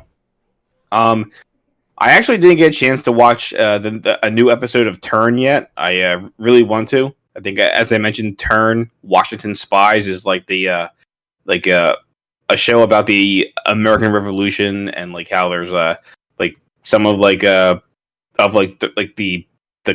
colonials that are like trying to like plot against the British. It's a very good show, but I just didn't get a chance to watch it this week. I think because when I heard Cobra Kai was out, I kind of just focused on watching Cobra Kai. I haven't watched any new movies this week. Again, I actually do want to watch the movie Soul. I think I mentioned that last week as well. I just haven't gotten around to it. It's on my to-do list. I got my tissues ready for crying. I'm gonna watch Soul. Yes. Let's see. And that's pretty much it for what I've been watching. What I've been playing. Well, I think we mentioned how last week we wrapped up Super Mario World, and we actually were beginning our new Let's Play, or at least I was beginning my new Let's Play for the Level With Me YouTube channel. And I did play a little bit of Donkey Kong Country for everyone to watch. I'm still working on getting the episodes uploaded, so I'm sorry I'm being a bit tardy. It's just been a very busy week for me. But so yeah, I'm sure I kind of want your like feedback on this. So Donkey Kong Country is a great game. I love it. It's not my favorite of the Country series. There's 3 games for the Super NES, but Country is my least favorite. And the thing is, it's such a good game, so it's like it being my least favorite is not acting like it's a bad game. It's just all 3 of them are just so good, and this one is actually like my least favorite, which is kind of funny to think.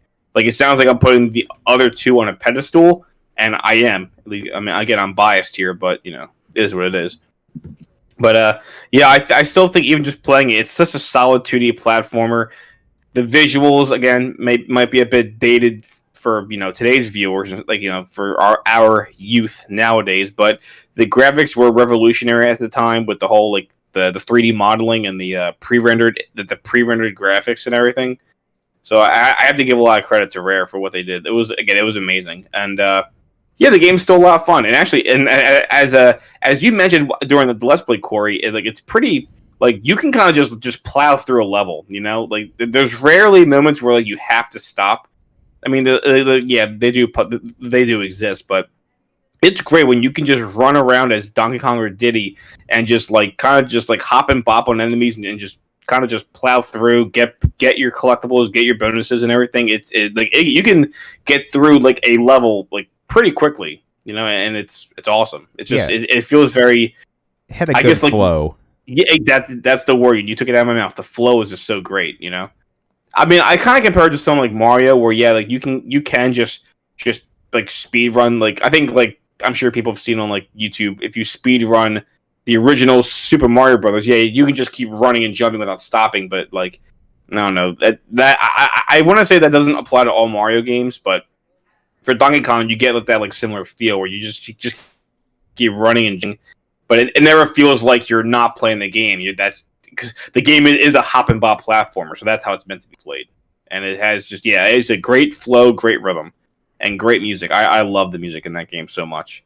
I also appreciate how they pretty much like changed the power ups. I mean, there's like the animal partners like Rambi and Unguard, but for the most part, it's just picking up a barrel and throwing it at guys. And if that doesn't scream like Donkey Kong, I don't know what does. Yeah, I do love how. I mean, it's funny. Like, when we first booted the game up, you mentioned like, "Oh, look, there's the girders," like in the opening intro. Like, but the game does acknowledge that this is obviously supposed to be the same Donkey Kong, or like it's Donkey Kong, the arcade game that everyone knows and loves from the '80s. But like, this is it's all brand new. Like, yes, they're going to make their references. There's the girders, there's the steel kegs in the barrels, but then it just goes full blown. Like, there's bananas. And there's animal buddies, and there's crocodiles that you have to jump on top of, and this game is the introduction of like all of the or of many of Donkey Kong's family.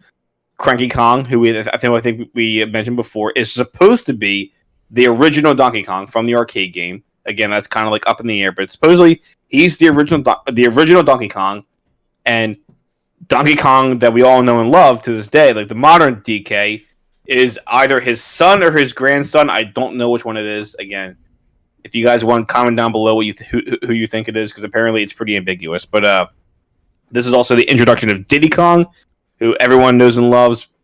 That's like if you're not a Donkey Kong fan, you probably just know Diddy Kong from like Mario Kart and from Smash Bros. As the Sonic Killer, as he used to be when Brawl came out. We also got introduced to Funky Kong, who is just cool. Yeah, the surfer dude, and we also got brother. Check out this airplane. Check out this airplane I made in a barrel.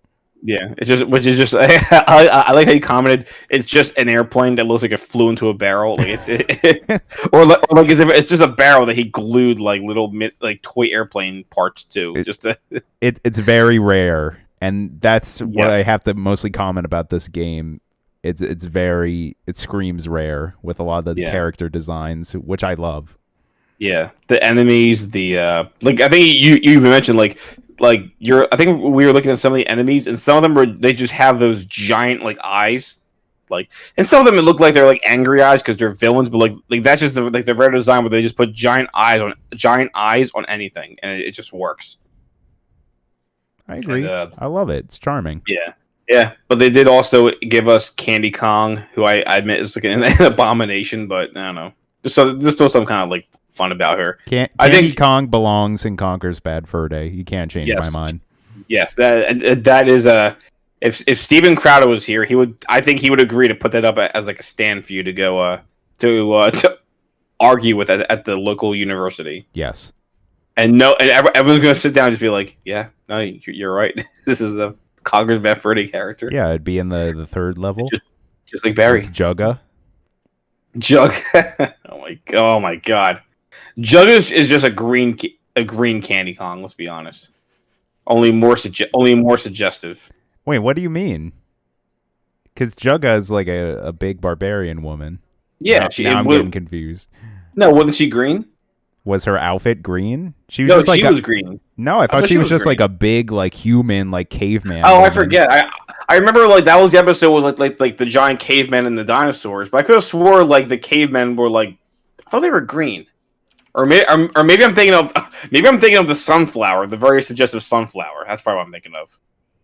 I forget. It's been a while since I've seen Conker's Bad Fur Day footage or gameplay, so that's a game I still have to buy for my collection. God, I'm so mad that game's so expensive.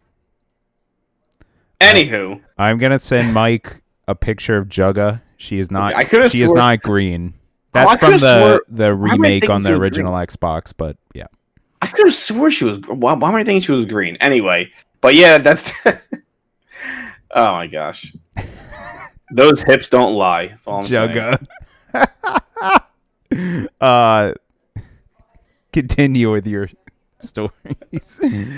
But also, infamously, this game I was talking about the characters. This game also introduces us to the Kremlings, the notorious like crocodile enemies, and their leader, King K. Rool. Which again, I'm sure many people are familiar with him from the most recent Smash Brothers game, Smash Bros. Ultimate. As King K. Rool was initially like a broken. I thought he was a pretty broken character. He's still really fun to play as too. But yeah, K. Rool was like a really cool concept for a villain for Nintendo back in the day. Because again, he wasn't really a Nintendo character. He was a rare character. So I think they did a great job with his design. Just the way like how he's like big and scary and menacing, kind of like how Bowser is like a big like scaly like reptile. So is King K. Rool, except he has like the stereotypical like big gold crown and like doesn't he have like one like crazy eye too? Yeah, one of his eyes, and again you can even see this in Brawl Brawl and Smash Bros at like the selector screen, I guess, or even just in gameplay. Yeah, King K. Rool for some reason has like one of his eyes is like bulging out and like bloodshot. I'm not quite sure why, but that's just part of his design. That one of his eyes is just bigger than the other. Like, and that's not like meant to be on purpose. Like, you can tell that his one eye is like more dilated and has like a bigger pupil and it's like red, veiny, and bloodshot. It's like just part of his look, and it's pretty cool. I mean, I've always liked King K. Rool's design, and I love him in the future games. I also wanted to mention that I just love how every time you like kill an enemy in Donkey Kong Country, they all have like a unique like death noise, which I thought that was charming as well. Oh yeah, I do. Like it's funny. Like when we get to the next Donkey Kong Country games, if like down the line, they do other great jobs with like just like the uniqueness of how every single character, like every single villain or enemy have like unique death animations. Death sounds, even the way that they splash in the water. If like you're in like a level that has water, you'll see a splash in the water. It's really again, kudos to Rare. Also, how could I forget that game predicted the giant killer hornets? Oh my gosh, yes, the murder hornets of early 2020. This game definitely does give us a glimpse. They kind of look more like bees, but. I count it. I don't know. That's a pretty big stinger for a bee. I think that definitely qualifies as a hornet stinger. Yeah. Anyway, great game. I love it. And I actually did not get a chance to play more Doom. I just kind of like put it on the. I mean, I'm gonna go back to playing it. I really want to, but I put it aside because I was also playing Yooka-Laylee and the Impossible Lair. It's funny talking about Rare characters. This game is not made by Rare, but it's made by the Rare veterans who has transitioned over to Platonic Games. And so I played a few more levels of Yooka-Laylee and Impossible Lair, and I have to admit, like some of these levels are really well done. Like I think I mentioned this last week how I enjoyed like the first two levels I played, but here's the cool thing: is like while you have your overworld, which I think is really cool, how you have an overworld to kind of like navigate to all the different levels. In the overworld, I came across areas where like there are certain fruits that you can eat, and with Yooka being a chameleon, he can use his tongue like in the levels or in the overworld to grab things. Whether you want to grab like in the levels, you can grab items with your tongue and spit them out back at enemies. But in the in the overworld, you can use your tongue to eat fruits. So far, I've only ever really encountered a bomb fruit, which lets you, explode walls that can like open up to other little areas of the overworld. And you can also find fire fruit, and I'm not sure what this is actually called, but there's fire fruits and ice fruits. And I wasn't quite sure what they do, but the funny thing is, when they first popped up, I'm like, why would they give it to you? But the main character, Phoebe, the queen bee, just says, oh yeah, so it looks like you came to a dead end. And it's like, yeah, I kind of did come to a dead end. I have no idea where to go in the overworld. And it's like, well, here's these fruits. Spit them onto the levels. And the levels in this game are actually in the form of like books or tomes, as they're called. Kind of like, like in some of these like video games where like a level might be indicated by like a flag or some kind of like avatar symbol or whatever. In this game, there's just and this actually kind of goes back to the original Yooka-Laylee, where there's giant books or tomes that teleport you to a world, kind of like how in Super Mario 64 the paintings were giant portals to all these different worlds. So in Yooka-Laylee, it's the books or the tomes, and when it opens up, you just jump into the book and it takes you to a different world. Now, apparently, some of these tomes or books are kind of like, for example, some of them were sitting in puddles of water. So the level was obviously like it was water themed, but if you got an ice fruit and spat it on the water that surrounds the book, it would actually freeze the water and the book would change to a different level. But the thing is, it was the exact same level, just with different paths to take, because everything in the level was frozen. I think the one level was like it was all about like water fountains and like water pumps, but then everything froze. So then you could actually like jump on top of these giant pillars of ice that were formed when the water froze in the level, and you can go on a different route through that level. And I'm like, wow, this actually is a great way to take a level that you already played, but then it becomes like a whole different level. And I don't think of that as like pandering. I think of that as just really cool like level design. Because they're actually, as I was playing the game or playing one of the levels, I did think like, okay, well, I got all of my collectibles, but I definitely saw some paths that I couldn't take, and I thought, oh, are they bonuses? Are they like secrets? Like, what are these things? And I actually would like take about like a good 5 to 10 minutes trying to get there, and I'm like, okay, I guess I don't have the right upgrade or something. I don't have whatever I need to get to these like certain areas, like these doors that are just out of reach, or these ledges, or like things I just couldn't get to. So when I found out, oh, look at that, you actually changed the levels with these fruits, then it all made sense, because then I went on those paths that I couldn't get to before, and I thought that was really neat. That is really cool. So yeah, and then another one, something that's like clever, and you don't really see that in a lot of games. Yeah, yeah, and not only like was the level different, but the level looks different. Like it actually is like covered in like an ice and snow. And the music changes too, which is pretty neat. I like how there's a unique track for the level when it's frozen. And I'm sure you can imagine if you grab the fire fruit and throw it on there, it'll just defrost the level and it goes back to the way it was. And the other cool thing was there's another level that I kind of didn't really think could be changed, but eventually I was able to find a way to make water flow through this like river, and you can like divert the flow of the river. And one of the paths would actually have the water flow over this one of the tomes that was like a factory level, and then it becomes a flooded factory. And I have to admit, so far, that was my favorite level in the entire game, because I just loved how much the level changed visually from being like a factory with like buzz saws and like steel slamming against each other, but it became like just like an underwater flooded complex. And there was underwater enemies all around it, like, as you would expect. It was a pretty similar pathway, but there were a few areas where it would diverge because there was water for you to swim in. And I have to admit, the music, oh my gosh, the music for that level was just amazing, absolutely amazing. Like I think I said before, but this soundtrack it's composed by 4 people. I think two of them are members of Platonic, and I feel like it's a sin because I can't think of their names right now, but David Wise and Grant Kirkhope also, and these guys have been doing Donkey Kong music since the 90s. They also have tracks for Yooka-Laylee, Impossible Lair, and so far all of the music has just been so enjoyable. I love it. But I'm telling you right now, this I actually can't remember what the name of the level was. Let me look it up right now. This I think it's called Frantic Fright or Factory Fright. Factory. Come on, I can't type. Factory Fright, Yooka-Laylee. There it is. Yep. Factory Fright Flooded, I guess is what it would be called. Oh my gosh, incredible! I think David Wise did this music. It is incredible. I love it so much. It's probably one of my favorite underwater themes in video games. Like that, it's up there as one of my favorites of all time. It's so good. All I thought of when he said Grant Kirkhope is, didn't he make the Donkey Kong rap? He did, yeah. Yeah, Grant Kirkhope is known for like Donkey Kong 64 and the DK rap, and for doing Banjo-Kazooie. I think he did.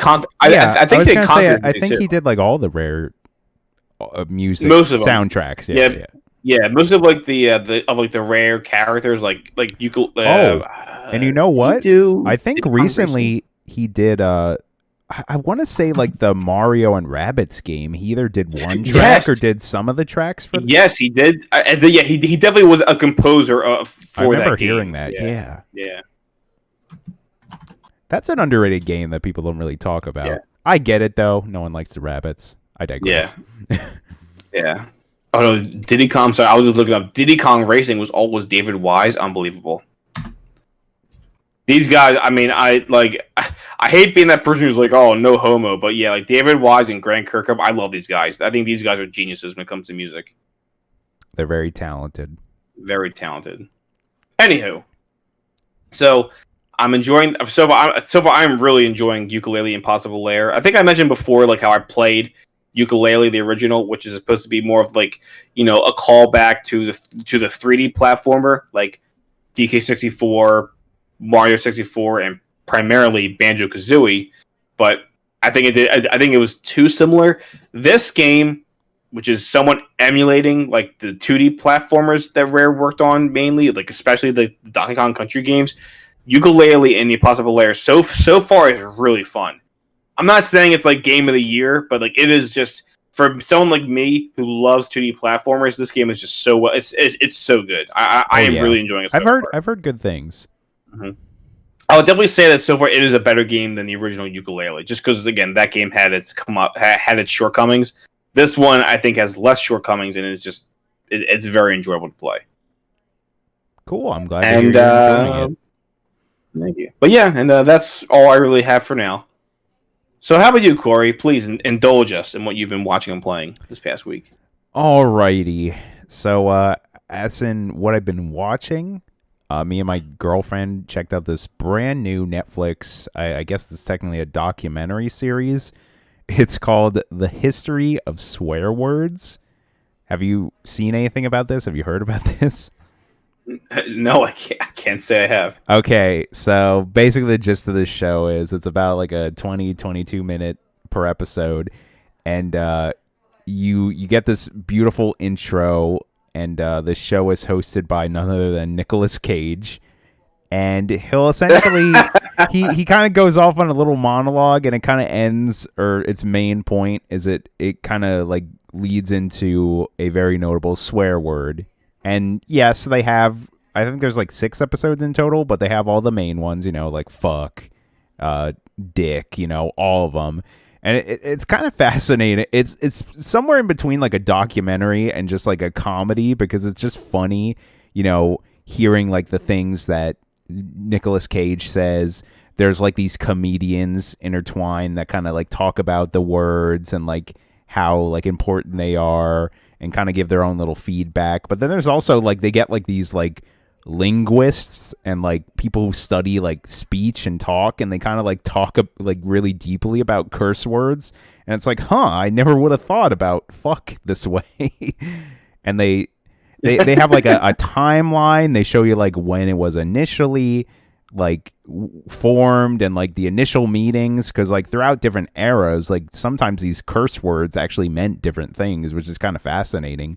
But all I want to say is this is a very fun watch, and it's super easy to like. You can just complete it in one night or whatever because there's only like 6 episodes and they're very short, but it's super enjoyable. We really liked it. The history of curse words, huh? Yeah, it's on Netflix. I think it literally like just came out like last weekend or something. It's very new, but we enjoyed it. It's quite funny.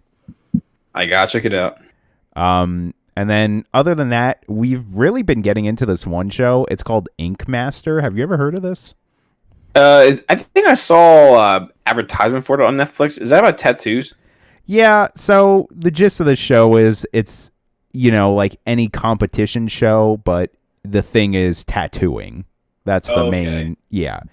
And this is actually one of the most interesting competition shows I've ever seen, mainly due to the fact that the canvas, being the person getting the tattoo, can sometimes be like unresponsive to the competitor, like the tattooist.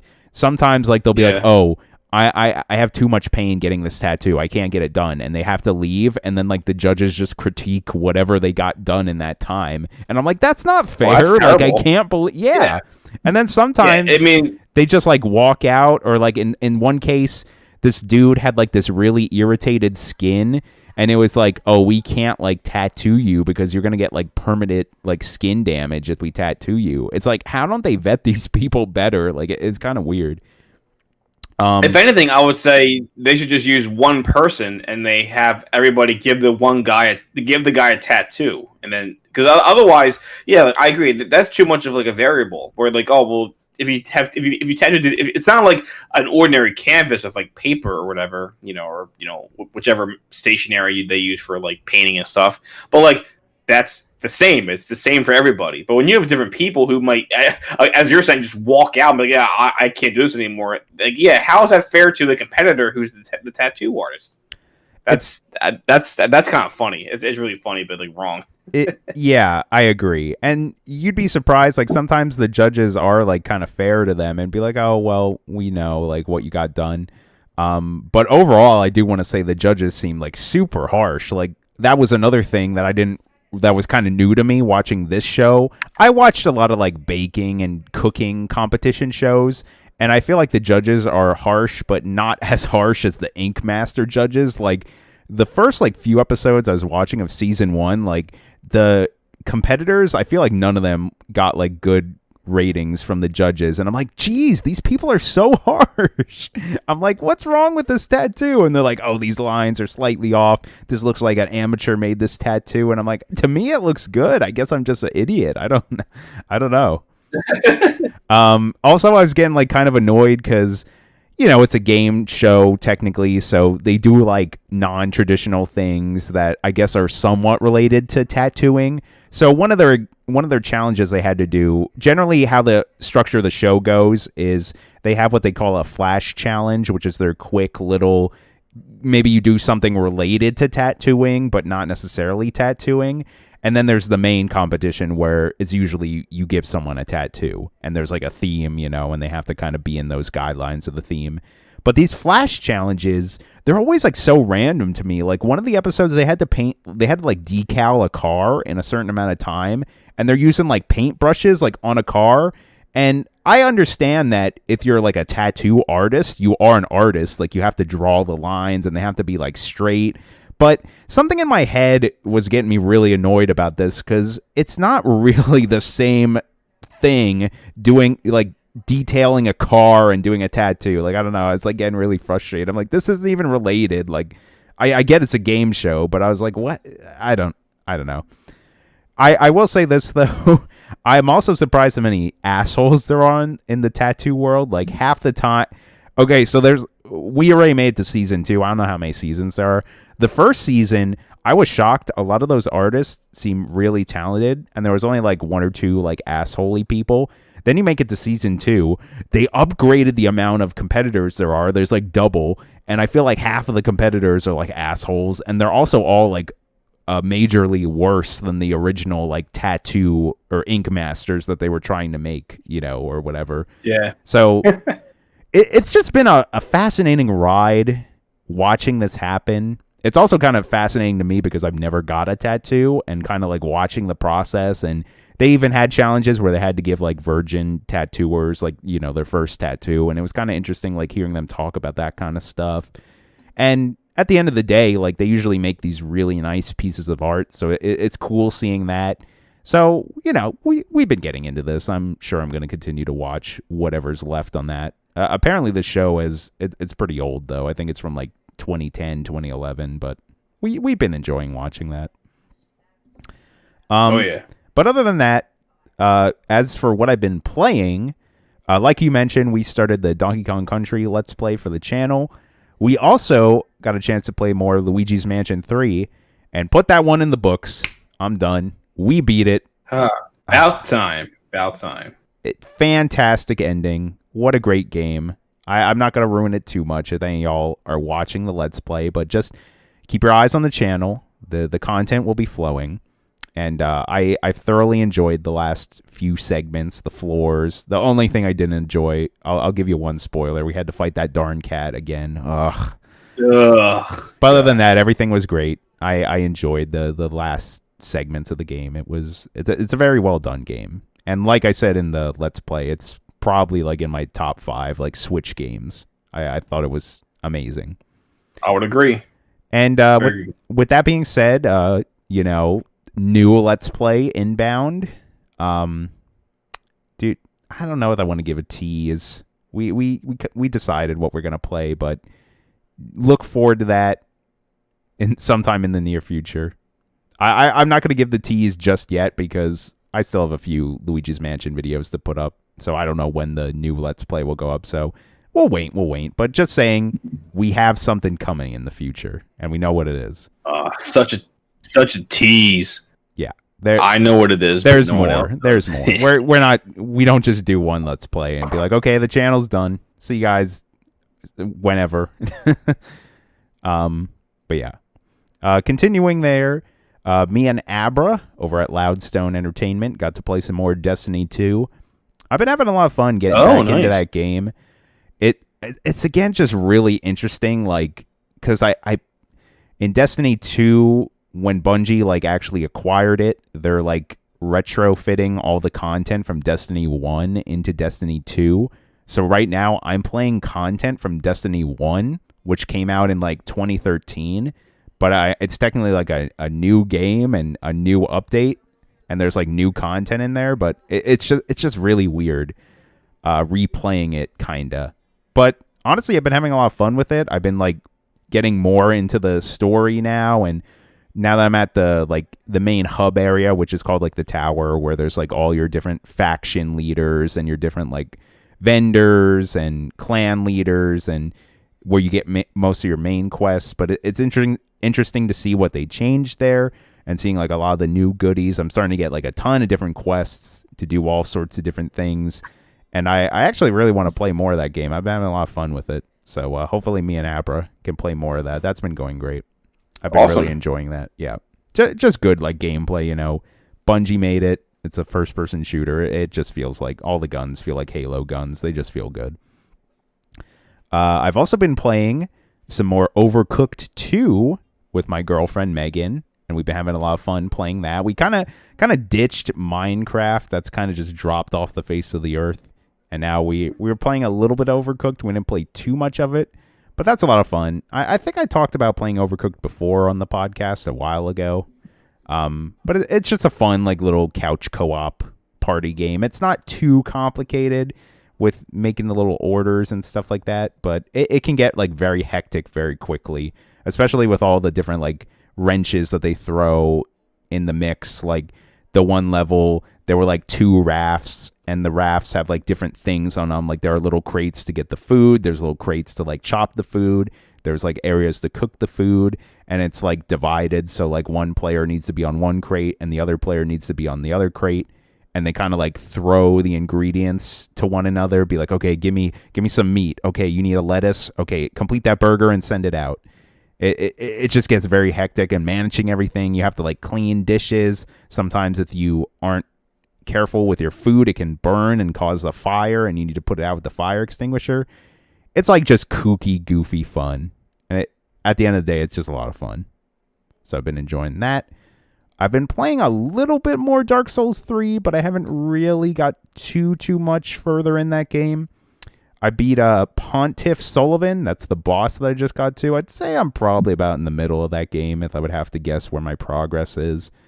He was really tripping me up, though. I was not. I kept getting hit. He's got like a big flaming sword, and he's got a little like magic sword, and he kind of like mixes you up with like his different hits. But I just learned that if I just put my shield up, he deals me like less than 1% damage, so I can pretty much eat most of his attacks. I just have to dodge appropriately, and then maybe get in there and give him like 1 or 2 hits. And I did that and eventually beat him. So that's as much further as I got in that game. Then I was trying to get into the next area, but I was, of course, dying a lot. Also, I got I got PlayStation Plus again, so I could play Destiny with Abra. And now I'm playing Dark Souls 3 online, which means I can get invaded by other players. That's like how the multiplayer works, is just real players can invade your world and like fight you. Neat. Yeah, or you can invade them, or you can help people like for co-op. There's a lot of cool like multiplayer mechanics in Dark Souls 3. So depending on what faction you are, depends on what you do as a invader. So you can be with like the Warriors of Sunlight, and if they invite, you don't actually invade people to fight them, but people will invite you to help them fight bosses, essentially. So that's almost like co-op. The faction I was in, I think it was called like the Pharaon Guard or Pharaon Watchdogs. I don't actually remember what that faction does, but all I know is every once in a while it would be like getting ready to invade another world, and that's for me. And I'm like, what? And I just kept getting spawned into these other players' worlds, and they would just be like 2 dudes waiting for me to spawn in. They just gang up on me and just destroy me like real players. And I'm like, oh, great. I immediately have to change this faction because this is kind of annoying. Like just constantly getting pulled out of the action and then fighting like real players. And I honestly, I'm very bad at Dark Souls PvP. I prefer just fighting the bosses and the regular enemies. But yeah, that was a little interesting because I kind of forgot like how intricate Dark Souls 3 multiplayer is, because they actually added like a bunch of different like factions you can be a part of. There's all sorts of it's like depending on what color character you are when you technically invade a world, kind of depends on what kind of characteristics you have. Like, oh, if you see just a red phantom or red invader, they're just bad news. Like that's just the lowest of the low. Like don't talk to them, don't look at them. All you want to do is just have them die. But then if you find a yellow guy, he's like you would summon him, but he's there to help you. Like he can't hurt you. He's basically like, oh, we're just going to fight a boss and then he'll leave, or, you know. Anywho, though. Last but not least, I played, this is probably the most interesting thing I played this week. I checked out that Monster Hunter Rise demo, because that came out over the week. Was that in the news? I forgot. Maybe I forgot to mention that. Maybe that happened last week. I forget when that direct happened. But yeah, that came out, and I feel like I don't have too much to say other than it's just Monster Hunter World or Monster Hunter World 2. Like they just took all the elements of what made that game great and are just like expanding on them. The game runs great on the Switch, by the way. Like a lot of people were worried that this game was not going to be able to work on the Switch properly, because they are using the RE engine, which is like the newest Capcom engine, and it looks really great on the Switch. And in previous Monster Hunter games, you would go to like little sections of the map, and each section would have a load in. Well, World changed that, and it's just one big map. And that's how Rise is too. It's just one big map that you run around. That's cool. Yeah. And what's neat about that, and this is again in World, is that there are just the different monsters are just roaming around. So when you enter the world, there will be like 3 or 4 monsters just like in the world, like just doing crap, you know, like maybe they're hunting another monster, maybe they're just taking a nap, or maybe they're just like cleaning themselves. And you have like your target, but if you want, you can always just go fight all those other monsters to get like the resources to, you know, build a new weapon or build armor, whatever. And then also with that as well, they also have all the little things that you can collect, like different herbs that make you get different potions. You can get like different bugs, which help you build like little like different types of bullets if you use like the bolt gun or whatever they're called. So there's a lot going on. It's very much like Monster Hunter World. If you played Monster Hunter World, you'll be right at home when you play Monster Hunter Rise. But again, they really didn't change too much. I think they added like a new move to every weapon, but I didn't use every weapon. I used a handful, and what I used I thought felt pretty good. I mostly used the greatsword, but I used the switch axe, which felt good. I used the hunting horn, which I never used, which was really cool. The hunting horn had a cool design in this game too. It was like a guitar. Although it was interesting because you didn't play the guitar, like you kind of just swing it, almost like Fooly Cooley or something, like you're just whacking them with the guitar itself. I used the sword and shield. I didn't really like that. But yeah, I'm trying to think what else. Oh, one of the main new things that they added in this game is they added a mechanic called string bugs. I don't know what the mechanic is called, but that's what the thing about them is called. So basically, if you press like the left trigger, you kind of get like this little reticle on your screen. And then depending on what you press, you kind of do like, you basically almost do like a Spider-Man like swing. And that's like the string bug is like you can kind of like pull yourself into the air. Or you can kind of like swing through the air, or you can just pull yourself forward. And it's kind of interesting. You get like a max of 2 of those. And then you can also occasionally get a third one that's like temporary. But you can really tell like how much this is going to change up the gameplay. It kind of adds like a lot of movement options in terms of like dodging. You can also like attack out of it. And something that I thought was pretty neat is I was using the greatsword, and I would basically use the string bug and then attack right out of that. And it kind of made my guy almost like a meteor or like a rock. And I would just like throw myself towards the monster and hit the attack button and just always hit them for like 40 or 50 damage. And it was pretty cool. Also, all the weapons have a unique move with the string or the string bugs. So, for example, with the greatsword, I believe it was like a jumping attack or something. Like you would launch yourself in the air and then kind of like come down to like a ground pound attack. And again, they're all unique for each of the different weapons. I don't remember all of them off the top of my head, but I thought that was really cool.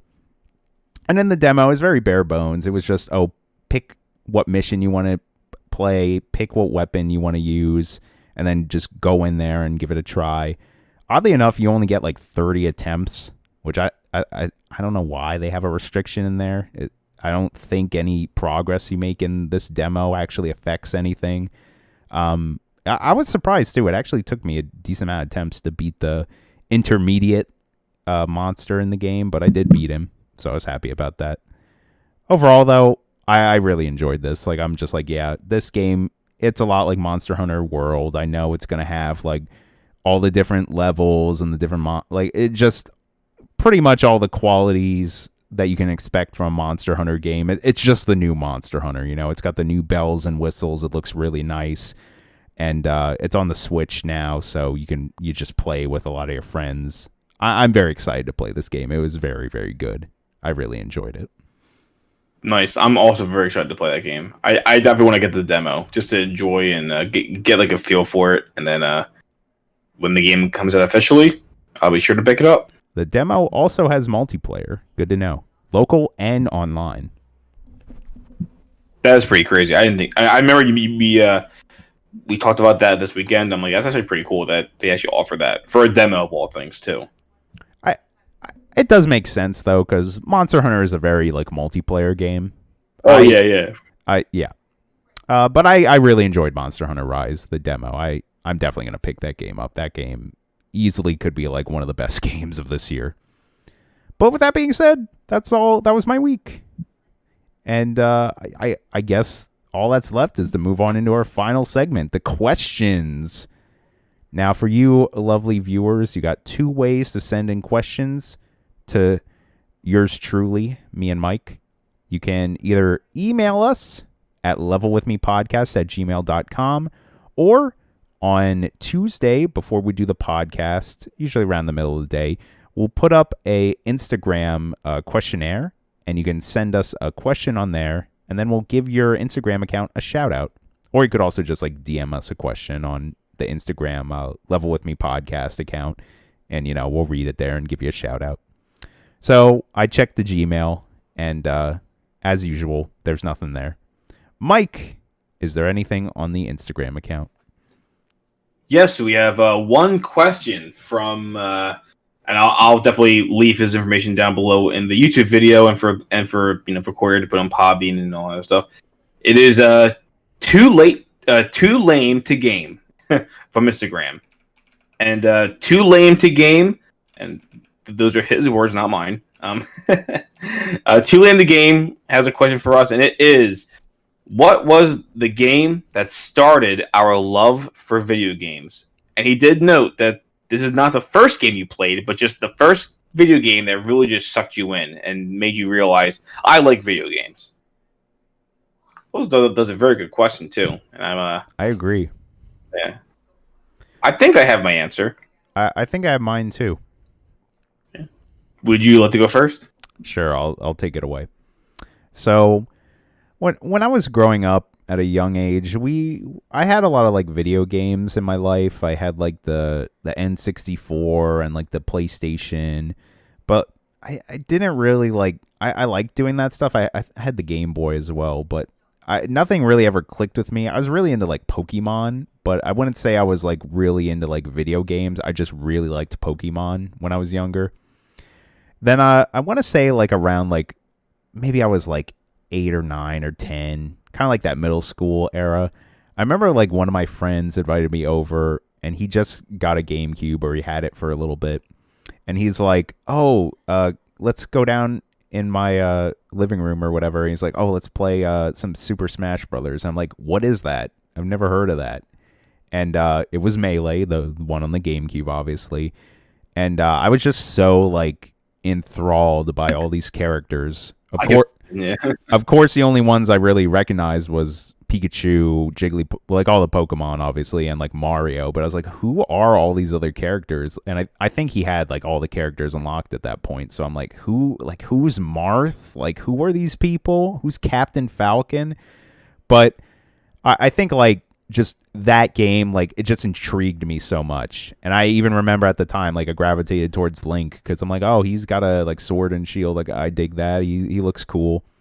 And it's just like really just Smash. Like that kind of brought me into like video games because I was just really curious about all these like Nintendo characters. I want to say like I didn't necessarily. I think I got a GameCube after that, and I played Melee a lot, but I didn't really gravitate towards all the other Nintendo games. It was more towards like the Wii. The Wii is where I just wanted to get every first-party Nintendo game. I'm like, okay, I want to experience the new Zelda. I want to experience the new Mario. I want to experience the new Metroid. I just wanted to play anything Nintendo released on the Wii. So it's pretty much Melee, but the Wii and like the whole Wii era, because I got a Wii when it came out. That's kind of like encompassed where my video games start. What about you, Mike? Awesome. I will give you. Whoops. Oh, we got a special guest, Leo. Oh, hey, Leo. Leo, what's your favorite game? I bet his favorite game is Duck Hunt because there's a dog that gets the ducks in that game. But I would definitely say like I want to say like video games were big for me. Yeah, Nintendo. Oh yeah. Like I first started playing games when my dad had the original Nintendo. So I was like, I was like a 2 or 3 year old playing the original Nintendo. Yes, the Super NES was already a thing, but that's what I was playing. And I remember my first game was like it was Mario, with the original Super Mario Brothers and all these other games that my dad had. But although they were great, I think it wasn't until like when my dad got me my Sega Genesis and my mom got me my Super Nintendo. So it's kind of like a combination of those consoles. I want to say like it has to be. So I guess there's 2 games because again I had divorced parents at the time, so I had 2. Sorry for the dog. I had 2 houses, 2 video game consoles, and I would definitely say that it has to be a combination of Sonic the Hedgehog 2 specifically, because that was the game that they actually sold with the console at the time. So Sonic the Hedgehog number 2. Leo. He's getting in trouble. He's a bad boy. So yeah, it was definitely Sonic the Hedgehog 2, and I would have to say Super Mario World. again, a game I just played recently. Like it's so near and dear to my heart because at the time it was that for the Super NES and Sonic 2 for the Sega Genesis that just said like, yep, like video games were something that my dad, play with me, but this is like this is like my thing that I want to do when I come home from school and I'm done my homework. I just want to play video games, for better or for worse. But I would definitely say it's a combination of Sonic 2 and Super Mario World. Those are great games. Yeah, I can definitely see that. Thank you to it was too lame to game, right? Yes. For those of you who want to follow him on Instagram, it is 2 as in TOO _lame _2 as in TO and then _game. Too lame to game. Perfect. Thank you for that question. That was actually a really good question. I dug it. Yeah, I agree.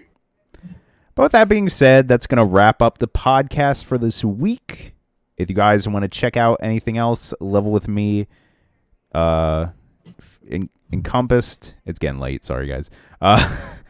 Check out the Level With Me YouTube channel, where we will be putting up more parts for the Let's Play of Luigi's Mansion 3.